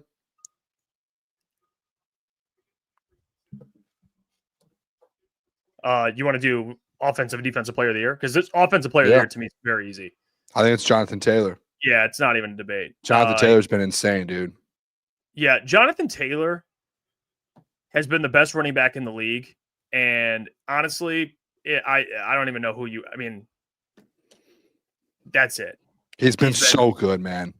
He's been so good. He's been a huge reason why the Colts are winning games. So I have him in fantasy, so thank you very much, Jonathan Taylor. Appreciate you. But that's not even a debate. So give me Jonathan Taylor for offensive player of the year. I don't know if there's anyone else that is going to come close to it. Gator Boy Juan said JT MVP. Put some respect on the man's name. Gator Boy Juan, I'm gonna listen. You're gonna thank me after this. Jackson Smith if Saquon didn't win MVP last year, I don't know if an MVP will ever be a running back moving forward, because Saquon had the best opportunity. Saquon last year, I don't know how. I'm speechless right now. Last year was like the chance for a running back to ever win it. It's just a quarterback's award. The narrative just goes straight to a quarterback, and I'm happy that Josh Allen got his. But instantly, it's just the narrative always switches to quarterback every time. Yeah. Yeah, and honestly, Jackson Smith the Jigba would be up there too. He has, but he's not going to. I mean, not going to win. But he would be like, I think he's second. He's second, but the odds are so different. It's Jonathan Taylor minus 225. He's like a big favorite, and then it's JSN's plus 475. So it's like a massive gap. It would take like JT to get hurt for that to get back. Now, can I be completely honest with you for defensive player of the year? You know what's been frustrating me is every sports book you look at, Micah Parsons is the favorite. He should not be. That to me is bullshit. Should not be Myles Garrett. It should not. Micah Parsons should not be. He doesn't even have the most sacks on his own team, and he obviously has a ton of pressures. And he's getting after the quarterback. But how can you win Defensive Player of the Year when a player on your team has more sacks than you? That's fair. He has 6.5. Rashawn Gary has 7.5. Like, I know who you're going to go with because we talked yesterday at the Pistons game about this. I don't get it. I think who are you going to say? I think right now it's tight because there's guys that are in this thing. Like I think, Brian Burns having a big year. He has 10 sacks. But for me, like I think if you go with the storyline, like I'm going to go right now. Leading is Myles Garrett. Like he's coming off 5 sacks. This is the problem that I know, but this is the problem that I have. I think you have to be on a winning team to win one of these awards. I don't think you can be on. Myles Garrett's won it without a winning team. No, they were when he won it 2 years ago. They won like 8 games. Did they not? 9 games. I think they had like 8 or 9 wins. I think you should like minimum. I think he won it when they had like 8 or 9 wins.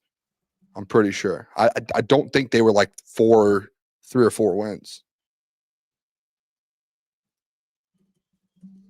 I don't think. Listen, I think I get what you're saying. I think you have to. It's like Heisman. To win the Heisman, you have to be. I don't know if it's like. I think it's the same with MVP. But with MVP though, it's like you're not going to win MVP if you have if you have the best statistics in the NFL, but you're on a 5-win team, you won't win MVP. It shouldn't be any different for Offensive Player of the Year. Like Jonathan Taylor, he's on one of the best teams in the NFL, having one of the best years. Saquon was having one of the best years with one of the best teams. Like Defensive Player of the Year, like you should be having one of the best seasons in the NFL on one of the best teams. I don't see a world where it's like, yeah, Myles Garrett, you can have the stats you want. It's hard. Like 5 sacks in one game, but like your team's not winning, and I know it's not his fault, but you have to to win these awards. In my opinion, like I think Rookie of the Year is different, but I think these main 3 awards, you have to be on a team with like 8 wins or more. So I would go right now. I'm taking Micah. Like I'm with you with Micah. Like he's having a good year, but you're right with Rashawn. I would have to go like by default. You could say Myles Garrett and Brian Burns, but they're just not winning. I would go Hutch, and that's just default. I don't think Hutch right now. Obviously, the odds aren't there, but I would have to go Hutch. Yeah, and I personally hate that. Like I get what you're saying. I get why. I know you look at winning teams and how you affect winning, but that's like Myles Garrett is just like the 5 sacks thing is probably. I mean, that's just insane. I don't know how many. What's the most sacks in an actual game? Like he has to be up there. So, I will say, if we're going to take out the winning portion and take out Myles Garrett, I mean, who's leading the league right now and who's up there in sacks? Let's see. Hutch. Yeah, Hutch has 6. Yeah, Garrett, Burns. But the thing, like, dude, you know what's crazy? Like with Brian Burns, he's plus 3,000 to win Defensive Player of the Year. Myles Garrett's plus 250, and they have like if you actually compare their stats like blindly, like can I give you a stat line? Are you ready for this blindly? Yeah. All right, 25 tackles, 10 sacks, 13 tackles for a loss, and 4 pass deflections. You got that? Mm-hmm. So 25, 10, 13, and 4 pass deflections compared to 0 pass deflections, 15 tackles for a loss, 10 sacks, and 22 tackles. So less tackles. You're probably going player A. Yeah, but that's why, like, if you were just blindly, if you're just looking at it across the board, but then it's like one of those guys had 5 sacks. That's why it's like in a game. Yeah, but one's been more consistent across the board and has had a sack in every game but one. 7 out of the 8 games has had a sack. Has had 3 or 4 multi-sack games consistently. But how many sacks does the did Myles Garrett get a sack on Jared Goff? He almost. I mean, okay. He almost did. Jared threw the ball away. No, he basically did. Jared threw the ball away, so he didn't. But he was. I mean, Myles Garrett in a 4-game stretch had a half a sack in a 4-game stretch versus Minnesota or versus Green Bay, Minnesota, Lions, and Pittsburgh. Had a half a sack in a 4-game stretch. I think. Like, I have a take about you? Can I have a take about you? What is your take about me? You can't get mad. Promise not to be mad. This is trust circle. Just say the take. Of course, you'll have a take about me from a discussion, but go on. That trust circle. Come on. I'm not trying to be mean. I'm trying. What's your take about me? I have a thought process about you. I think you get caught up in recency bias a lot. I really do. I think you see 5-sack Myles Garrett, and right away you're like, that's incredible. Oh my gosh, what a game, which it is a great game. But then you're like, that guy's he needs to win Defensive Player of the Year because of that one game. 5 sacks, incredible. No, I didn't say he needs to win Defensive Player of the Year because of that game. I think 5 sacks in a game. He leads the league in sacks. I think that has to put him first, in my opinion. That's what I'm saying. I see, for me, you can look at it like I have recency bias. I factor in, like we talked Jameer earlier. You're like, well, he's coming off a massive game. Yeah, like I have to factor in massive games when we talk about these things. Like we can't pick and choose. Like if Hutch had 5 sacks, we'd be sucking him off. Like 5 sacks is a big accomplishment and it win one game. Am I wrong? Like, are we just supposed to skip over 5 sacks in a game? No, I think it's incredible. But like Brian Burns has 10 sacks as well right there with him, and he's been more consistent all year. Yeah, but you talk about it too. Like you can have, remember Josh Allen ain't gonna, when I was like, well, he did have a game or two. You actually helped enlighten me that sometimes a bad game or two doesn't really fucking matter. Yeah, no, I don't think a bad game or two, but I just think like one great game doesn't matter for the full season as a whole either. I think both can be true. Like one bad game doesn't matter. You look at feats and like awards, winning awards. You look at moments, correct? Do you look at like a quarterback that throws for a game with 5 touchdowns and you're like, whoa? Or you're just like, oh, that was a one-off. I look at, for example, Josh Allen. He won MVP last year, and I look at games where there's definitely moments last year where, yeah, we can mention like games where he didn't play well. We can mention games where he was clearly he was best QB in the league type of games, right? Correct. We looked at those type of games. Myles Garrett, 5 sacks. What does that tell you? Like, oh, this motherfucker just reminded everyone I'm the best in the league. Like that's what I look at. I think that has to matter. Like. You think they're going to look at Defensive Player of the Year and be like, this guy was a little more consistent? You know? Like no, I'm with you. I hear what you're saying. I'm right there with you. That's where but again, I'm not saying it's done and over with, but I think the 5 sacks I think it's insane. Now Hutch could have 4.5 this weekend, and now everyone's like, oh, then Hutch is back. But yeah, we'll see. But yeah, that's Defensive Player of the Year. Offensive Player of the Year. What about the rookies? The Offensive Rookie of the Year and Defensive Rookie of the Year. Where would you go? Let me look at the odds real quick because I need to get an idea here. So I would say this is where Defensive Rookie of the Year is tough, dude. Yeah. I think offensive is easy. Offensive Rookie of the Year, I would go with Buka. I think that's like the one you would probably go with. He's like the number 1 receiver right now for the Bucs. Now for Defensive Rookie of the Year. Or you can go Jackson Dart maybe for. That's the other one that I'm like considering. Jackson Dart's been good, man. I think Defensive Rookie of the Year, to me, I would go with Jahad Campbell. That's who I would go with. Like Abdul Carter has half a sack in 7 games. Yeah, that's weird, is it not? Yeah, 8 games. Sorry.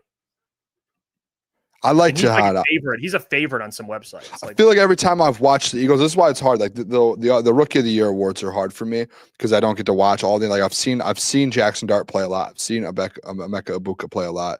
I haven't really seen Abdul Carter and Jahad. Well, I've seen Abdul play a lot. He just, like you said, he hasn't been getting sacked. I would have to go with Jahad. Every time I've watched the Eagles, Jahad's been making plays. I feel like. Yeah. And you know who's third in odds right now is Nick Amanawari playing for the Seahawks. And I've watched the Seahawks multiple times this year, and he flies around the field. Like, that was a safety that we loved in the draft process. We were like, this guy could play linebacker. He is a massive, massive safety, and he's like out there keeping up with like some of the fastest wide receivers in the NFL and like making plays. Nick Amanawari looks really – he's going to have a chance to sneak in to win that award as well, I think, especially on that Seahawks team. But yeah, no, I like Jahad Campbell. I do. Offensively, I'm with you. Emeka Egbuka's been he's been so good. He's been so solid. I'm interested to see where he would be at. Let me see. I'm like compared to, he's 7th in the NFL in receiving yards right now. That's good. 5 touchdowns. Yeah, you have to go Emeka Egbuka. Tyler Warren's 15th in receiving yards, which is really good as well. But yeah, I Now, like that. who would you go for coach of the year? I think there's some good Oh, ones. Shane Steichen. Yeah. I think he's going to run away with it. Even if they get to 10 wins, I think you give it to him no matter what. And they're already 7-1. Yeah, Shane. I think the only two in the race right now are Shane and Mike Vrabel. And Rabe's a good one too, but I think Shane, what he's doing. Yeah, I think those are the two that are like heavy favorites. Yeah. Like I'm looking right now on DraftKings, Shane is plus 120, Mike is plus 195, and then it drops to plus 1,600, Mike McDonald. So, yeah, I would go Shane too. I'm with you. I would go Shane because what he did with Daniel Jones, that's insane. Like he's turning Daniel Jones is a good quarterback. We knew Drake May was good, but Daniel Jones, we weren't really sure if he was good, and they have one loss. So I'll take Shane Steichen on that. All right, those are our NFL awards. Am I missing anything? No, I mean there's comeback player of the year on sports books, but it's really just like who. Give me Hutch. I mean, Hutch isn't even the favorite. I mean, it's Dak, CMC, Daniel Jones. But the Daniel Jones one, like, I've had this thought process. I don't think you can win it if it's based off of, like, you sucked. You know what I mean? Daniel Jones just was bad. Like, he was just not a good football player. And then now he is. I think it has to be coming off of an actual injury. You know what I mean? I just can't just be like, hey, this guy sucked really bad. Oh, he came back and was good. I think that's how Sam Darnold didn't Sam Darnold win the award?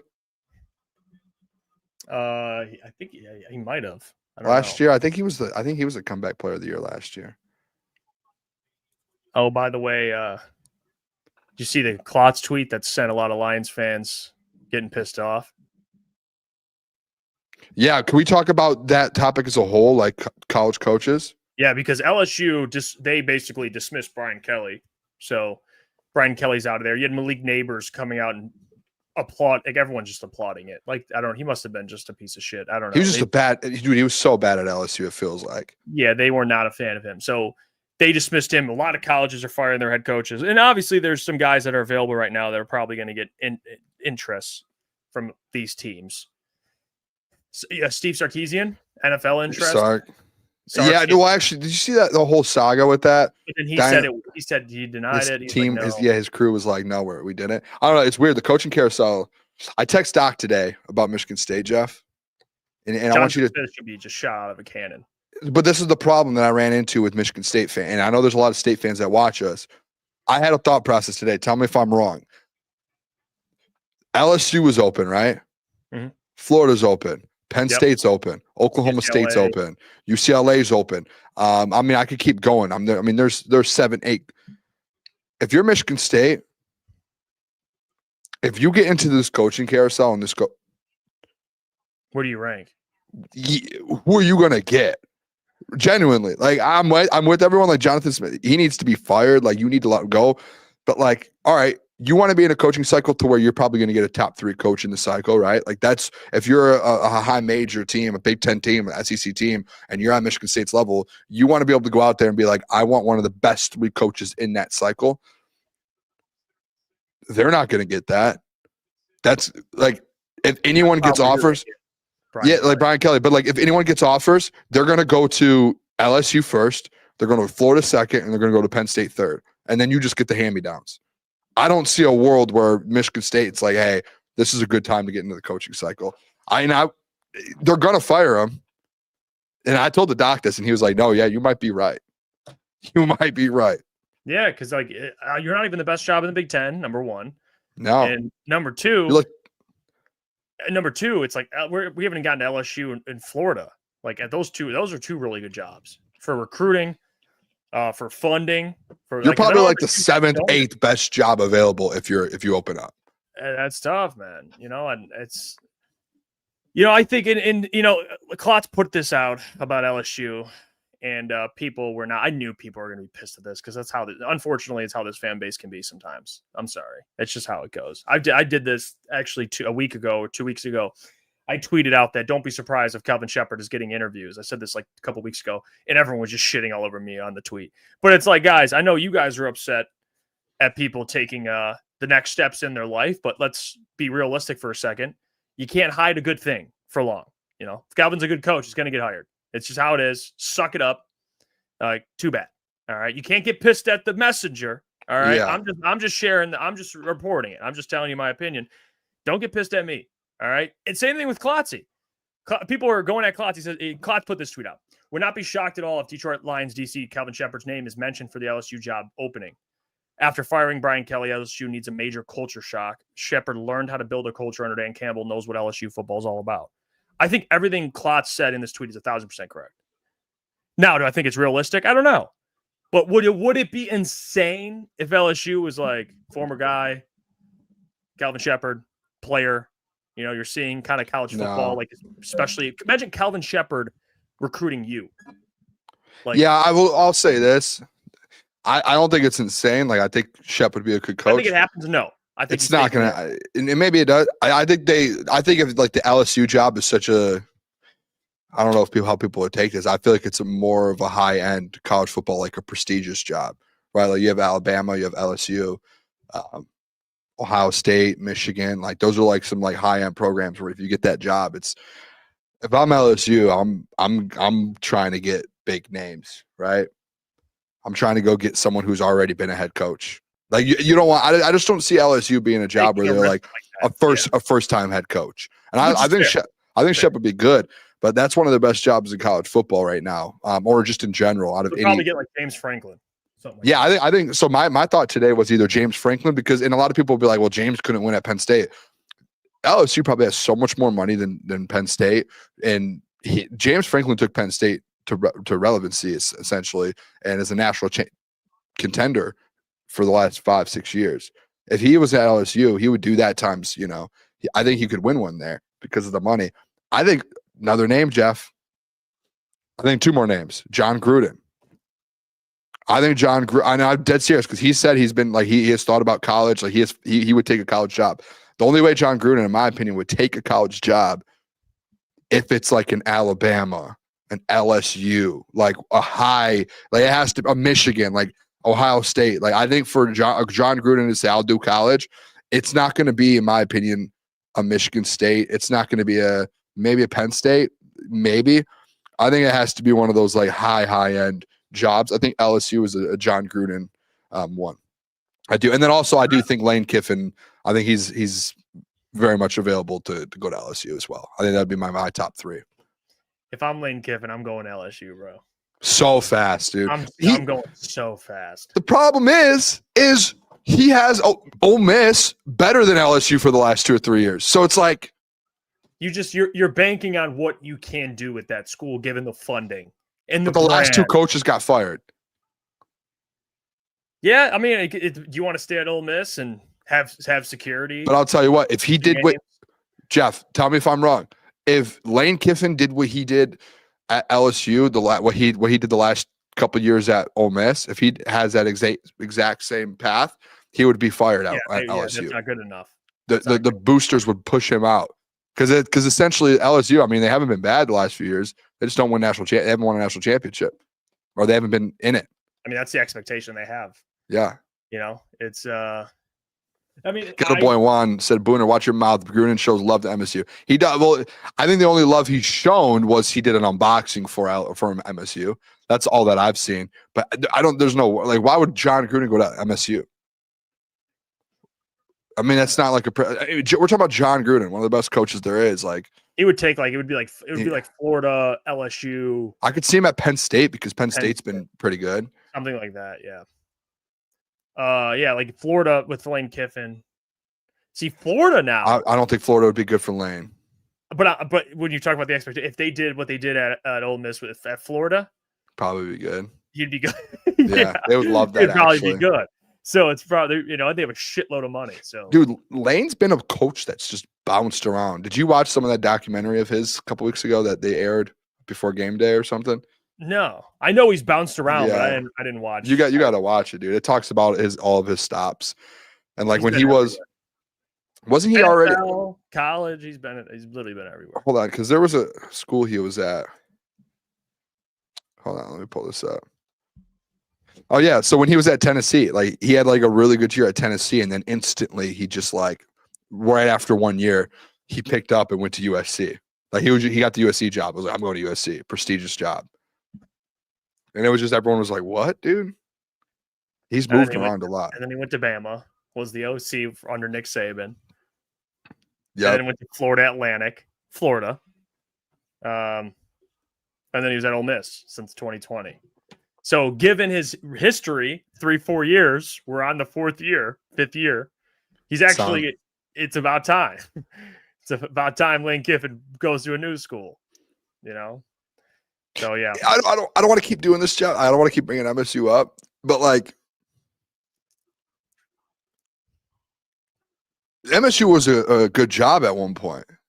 I don't know if it. What'd you make of the game this weekend? I mean, MSU in that game. I mean, that. I don't know. I don't know what to think about him. Like the. I mean, obviously, Michigan. Yeah, I don't really care about the. People are like, Doc texted me, great teams cover. I don't care. You're not a great team. You guys suck. Like, there's a chance MSU doesn't win another game the rest of the year. Like, it literally just wins 3 games. Game was obviously it was probably a little closer than. You know, I mean, it wasn't. It was never a game. Big, you know, Bryce the freshman was a big moment for him. Obviously, he didn't play too well, but they didn't really need him to. Justice Hayden played well. Defense played well. But their job, it's not. I don't know what to think because, like, a couple of years ago, like when Jonathan Smith, when Mel Tucker had it, when Mel Tucker got it, when he took over, it was like, all right, this is a good job. Like Michigan State was a great program. And then when Mel Tucker had it, like they weren't bad, but then they started like, not good and started going downhill a little bit.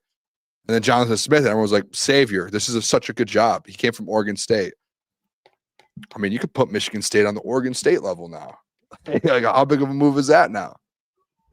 Well, it doesn't help when you can't even win games now. But what's the record against Michigan the last handful of years?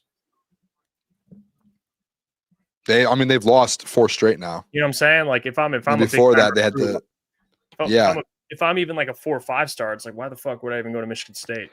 And I don't know if they have money. Like again, when I'm texting the doc today about all this, I'm like, you guys don't even have money. Like, and he's like, well, they hired the guy from Alabama to come in and help make money. Said send the guy to Saudi Arabia, man. Like you guys got to do something. Yeah, Jonathan Smith doesn't come off as a guy that I'm like. If you recruit me, I'm not interested. I'm good. No, he doesn't seem very inspiring. Since the Mel Tucker thing, the Mel Tucker, I'll give him this. He fucked up, but at least Mel was like, but since that incident, the program there has just gone down, and it's just been in a bad. It just hasn't been in a good spot. I just can't like wrap my head. This is like take bias away. How great of a job is it right now? Like who would? It's not that great right now. It's not really, man. Did you see? Would you rather go to Michigan State or UCLA? I mean, right now with what's going on with it depends on who they hire, but they got some spark over there at UCLA now. That's what I'm saying. Where would you rather go? And look at the prestige. Like it's academically, I get to go to UCLA. I'm in California, nice weather, West Coast. You know, they got money. I'd go to UCLA. Let's play a game real quick. Do you want to play a game? Yeah, I'm a recruit. I get to choose where I'd go. No, you're a coaching candidate, and you get to choose. You get to choose where you coach, and I'm going to give you 2 options, and you have to choose one or the other. Michigan State, UCLA. Oh, UCLA. Michigan State, Stanford. Stanford. Michigan State, Arkansas in the SEC.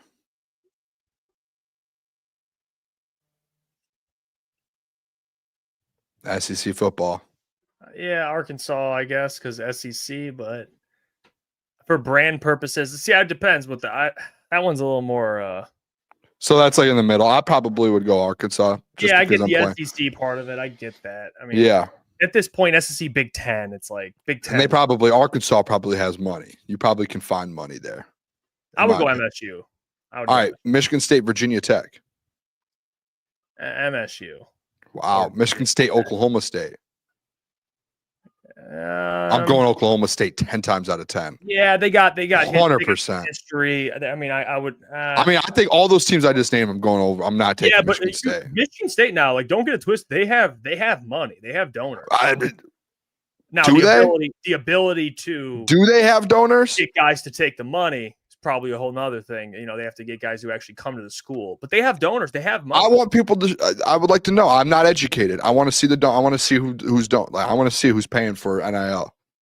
Maybe I'm uneducated. I would like to know. I don't want to speak on it and not know. But well, they paid Mel Tucker, and then they paid him, and then told him to fuck off and paid him. So they. Yeah, but I would the keys to wisdom. Any job in the Big Ten is over any job in the Big 12. I would go to Oklahoma State over Michigan State. I would probably go MSU over Oklahoma State. I would not. Mike Gundy. I'm taking over for Mike Gundy. Give me Oklahoma State. Okay. Wasn't Oklahoma State's been in the college football playoffs more recent than Michigan State? No. Yeah, but it's kind of like the argument used with SEC, like Big Ten football right now is kicking. I would rather go have success in Oklahoma State than Michigan State. Okay.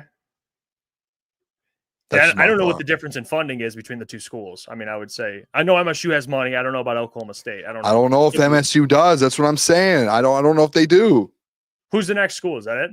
That's it. Well, the next are like Florida, Penn State, LSU. I can keep going there. You already know that. But either way, though, I don't know if MSU has money. You keep saying it. I would love for you to have donors. Listen. I don't know if they do. I don't know if the donors give money. I see. I'm not the person to ask on this, but from what I believe, they have guys. They have money. Let me text the doc real quick. I don't think they do. Maybe they do. I could be wrong. I saw a tweet today that said they don't, so I believed it. Yeah, Michigan State announced a record-breaking year with 65,000 donors giving more than $380 million. Who are they giving the money to? They suck.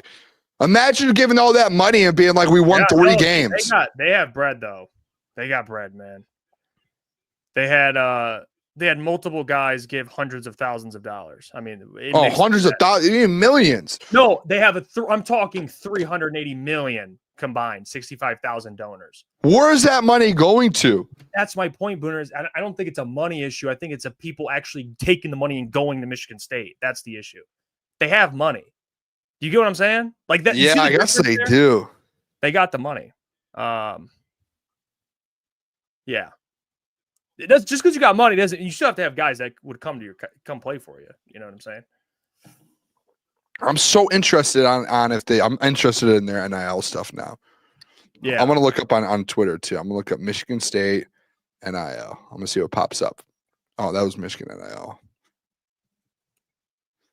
Let's see what I type in. Let's see what people say here. Let's first couple tweets. Yeah, this was literally on Michigan State's website. 65,000 donors committed a historic $380 million. And this was on October 3rd. So this is recently. Someone tweeted out, Michigan State could have such an elite NIL, but all our rich alumni would rather own sports teams instead. Magic Johnson, Dan Gilbert, Matt Ishbia, Tom Gores. I don't know how much those those guys are worth over 22 billion combined. Yeah, like if they've gotten 300. Why don't they give money? Well, that's a good point. Yeah, I mean, why wouldn't?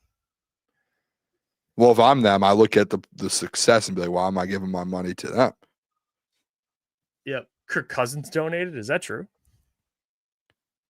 I didn't even know that. It's a write-off, so. Yeah, I want to get more educated on this NIL stuff with Michigan State. Because I saw a tweet this morning that was like, Michigan State's like NIL. Like, why would a coach want to go there? And instantly I was like, they're that bad, NIL? No, I mean, unless it's on their website. It's .edu. Get Michigan State. I don't know if unless they're lying, but it says 63. What is it? 60. What is it? So it's the exact number. 65,506 donors committed a historic combined 380 million. Yeah, Matt Ishbia. So the Detroit News. I'm just reading the title. This is Detroit News. The title of this back in 2023. It says, "Here's why Matt Ishbia says he's pulling plug on NIL deals with Michigan State athletes." And that's back in 2023. I don't know what changed. So HBA pulled out. Maybe people start pulling out. He's like, we suck. Well, what this am I is giving my money for? So maybe they've lost. I would think that he didn't. I would think that HBA didn't go back in if he pulled out. No, they probably could have. They could have probably way more than that, but they just, whatever. Is what it is. Ghetto Boy, why don't you see his comment? Ghetto Boy Juan, MSU offered my little cousin on Saturday. I'm sure he's watching y'all shit on us. Come to Michigan. Come on. Let me know what we need. We'll make some phone calls. Legally, obviously, NIL. We'll figure something out. By the way, the Pistons got spanked. Yeah, that's not good. Cade had 12 points. So, yeah, that's cool. It's embarrassing. Versus the Cavs, the team we're supposed to contend with. So, no, yeah, that's sick, man. Yeah, it's like, where do we stack up against arguably the best team in the East? Oh, yeah. By the way, best player, take the other opponent's best player to get 30. Donovan Mitchell had 35. Jeez, dude. Remember We were talking about that on our way out of LCA last night. Yeah, Cade was 3 for 14, 1 for 7 from 3. He had 12 points, 5 rebounds, 4 assists. Another 5 turnovers for Cade.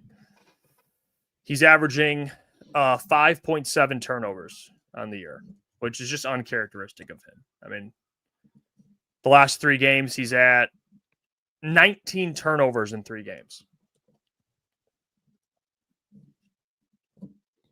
That's insane. That's tough. Me and Jeff, by the way, bet Patrick Mahomes anytime touchdown. Did you bet that? Yes, I like. They're in the red zone right now. They're at like the 7-yard line. We just need like one quarterback draw or something, or like a scramble, and he runs one in. He'll do it. They had the ball at the 1-yard line. I thought they were going to let him do the tush push. Marquise Brown hasn't had a catch, or that's ridiculous. He hasn't? No. I think Travis Kelce's going off because every time I've looked at my TV in the middle of the show here, I've just seen Travis Kelce running with the ball. Jeez, Travis Kelce's 1 touchdown away from tying the all-time receiving touchdown record for the Chiefs. He's at 82. Priest Holmes at 83.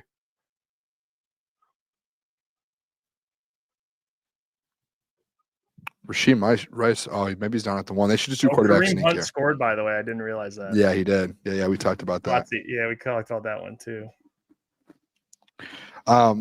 Yeah, I don't know about the NIL stuff though. I'm excited for college football and see what's going to happen here. Very interested in all of this. Very interested. Yeah, this Chiefs team, look, they're struggling bad right now, man. Yeah, it's tied They though. They were double-digit point favorites too, man. I think it's just one of those games, if I'm being honest, like primetime game where it's like it could be a close game. Like you just got to get the job done. We've seen those games like with the Lions. Because I mean, they win this. Remember, they started what 2-3 or something. Yeah, they win. They win this. They're 5-3. They're 5-3, just like that. Yeah, I mean they're. Do they score on that? Yeah, this is the. I mean, geez, and they have the Commanders have a backup quarterback too, man. Jeez. Yeah, drop your questions. Any questions you might have at the end of the show here. What things you want to talk about? Drop them. We'll anything. What we got to get to here. Let's see. Keys to Wisdom. Jenkins had 22 minutes. Lanier 12 minutes. Green 16 minutes. That is 50 minutes of Jenkins had all night. 22. Yeah, I mean, it's dude. They were getting blown out, man. Oh, so that was the vibe. All right, that makes Which sense. is embarrassing, by the way. Yeah, that makes sense. That does make sense.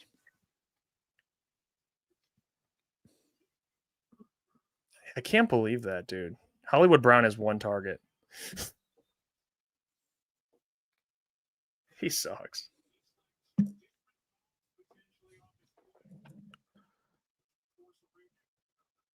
Third and goal, and now it's 4th and goal. I feel like they got to go for it. Yeah, they are. Just let Patrick Mahomes run it in. Why not? QB sneak. Mailbag. Little QB sneak from Mahomes. Eric Wilson says, "Good evening, boys. What's going on, Eric? Appreciate you. What's up, Eric? You got a favorite figure skater? I don't know. I don't know any figure skaters. I feel like you'd be the type of guy to know figure skaters. Roy McIlroy. Isn't that the guy from Blades of Glory? Excuse me. This guy just let a burp rip.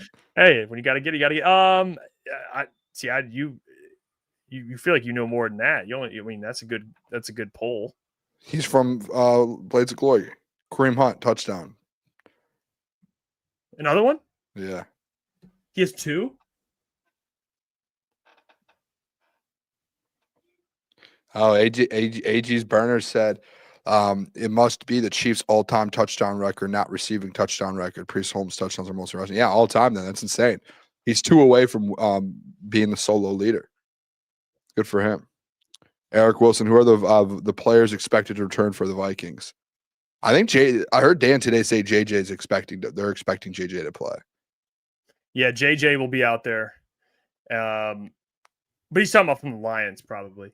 I would say you have a high likelihood of Terran Arnold playing, maybe Kirby as well.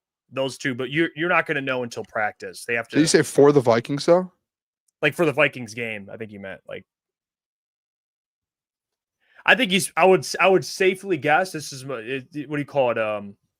Process of elimination. He probably cares more about the Lions injuries than he does the Vikings injuries. Maybe he's a good fan. He wants to know, like, hey, who do we have to worry about? I respect it. But you'll find out more this week if you're referring to the Lions when the practice report comes out, because they got to see how these guys look in practice. Tanya Harding is the answer, Booner. All right, cool. Get a boy Juan said mailbag. Surprised Jeff didn't bring up the Bears today, but that's because they lost. I mean, why is this a narrative that every time the Bears play, I think we had one conversation about the Bears when they rattled off 4 straight. I mean, it's not like people act like on Mondays. I'm like, the Bears won again. To be fair, every time they've won, you have on Mondays. No, I haven't. I have not done that. Get a boy Juan, if you want to go back to every Monday after Bears wins and clip it and send it to me on Twitter, I'll gladly play it on the show. If you do it, I'll send you. If you can do it, and there's a clip of every Monday me doing it, I'll send you free merchandise. So get a boy Juan, you got to do it now. Every Monday after a Bears win. At some point in the show, you just got to find 1 5-second clip of him just being like, the Bears. Won 4 straight, and that's it. And that was because we were talking about the division. So see, Ghetto Boy Juan said you brought them up every time they won. I'm not saying it. I'm not. It's not true. It's not. If you go clip it every time they've won, if he's brought the Bears up, Ghetto Boy Juan. I did bring them up last week because I was like, and Vikings missing the playoffs. Bears he wants to have the Packers hoodie. And you probably brought them up after they got their first win. You probably brought them up after their second and third. No. I'm probably like their what? Maybe their first win, when they won like 2. But people like really on a Victory Monday. I'm over here talking about the Bears. Come on, guys. Victory Monday. What Victory Monday are you talking about? You said Mondays. I'm mentioning the Bears. Oh, I'm not. This is Ghetto Boy Juan and you. This is not me. Don't say you. Stay off the weed. Keys to Wisdom mailbag. Is Jeff's recency bias going to nominate AG for Coach of the Year now? Oh no. No. That's definitely. That's why I don't have recency bias. Like that's not. I disagree with that. Because AG is definitely not. Dude, AG, that win to me did absolutely nothing. Love AG. I don't know, man. Good win for them. Help me out and pick them. By the way, the Commanders kick returner just muffed the kick return, and the ball, he tried to chase it down to grab it real quick. The ball went down at the half-yard line and went out of bounds. And he just put his hands on his no. He was chasing it down so fast. He was like, no. And then it just went out of bounds. It's tough.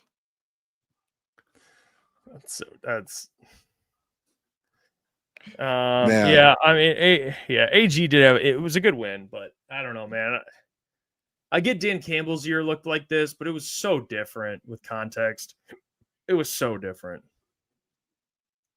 Did you see by the way, can Indiana beat the Cleveland Browns? Have you seen that discussion? No, I haven't, but there's Do you think a college team like Indiana could beat the worst team in the NFL? No. The NFL is like the NFL, dude. What are we talking about? I agree, but who's blocking Myles Garrett? Like Dylan Gabriel just almost won a national championship last year. Almost was a Heisman winner. He's their starting quarterback. It's not. In the NFL, the team sucks. But like, if you threw the Cleveland Browns in college football, they would probably be the number 1 overall team. By the way, too, AG's Burners put in there. RIP Nick Mangold, man, absolute legend. And it's a tragedy that he was not alive to be able to see himself get into the Hall of Fame, because he's one of the best centers of all time. Played for the Jets, which we know how not the greatest organization when it comes to the NFL, and he's one of the best ever to play there. And he's a good dude. I don't know about you. I watch a lot of Barstool stuff, and he's a big Barstool guy. There. Yeah, and I've seen him on there a million times. I watch the Yak every single day on my lunch, and he's on there all the time. And too, did you see the Barstool thing today? Yeah. Beef from Foreplay, dude. Dude, I've seen clips of him. Dude, he's such a good dude, man. And he went to they had the yes, dude. He's such a good dude. He went to Ferris State University here in Michigan. Graduated from Ferris State. He was like a pro. He was a PGA like trainer type deal thing. Got it. But dude, it's so sad, dude. I mean, that was like one of the first I think I've watched Barstool and stuff my whole life since I've been young. That was like the first content death in Barstool history, and that was like whoa. And he's such a good dude too. Beef was such a good. He was the one too that I think I sent you the video one time. Where at golf tournaments, he would go around, shake hands, and he took his hat off for every single person he shook hands with. Like there's like a montage of him taking his hat off, shaking hat off, shake. Just it's sad, man. It's terrible. Life short, man. Shout out Beef, man. R.I.P. Beef. Great dude. And Nick Mangold as well. Sucks. Much love to you, chat. Life is short. We love you all. Ones. I would hug every single one of our chat members if I could. Big hug.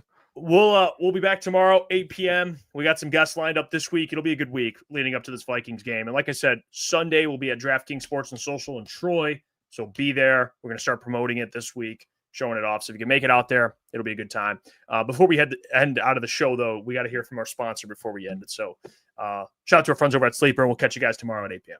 I've interrupted the video to tell you about our friends over at Sleeper in the new promotion they have going on. A brand new promotion is now live on Sleeper that could be paired with the 100% deposit match promotion that's already been going on. It's a free $20, no deposit required, plus first-time users will also receive 100% deposit match up to $100. Use the code CT Sports. You guys should already be using Sleeper. It's one of the fastest organically growing fantasy platforms in the entire world with millions and millions of active users. They are crushing it. And if your state allows it, you should be using Sleeper Picks. It's a real money product that connects friends over picks. You just choose 2 to 8 of your favorite players from pregame live or across different sports. Pick more or less than the predicted stats. And on Sleeper, you can get up to 1,000x payouts. Share with your friends. Get rewarded together. Don't forget, code CT Sports. Get a $100 deposit up to $100, and you got your free $20 entry. Sleeper is taking care of their customers. Always remember, gamble responsibly. Now let's get back to the video.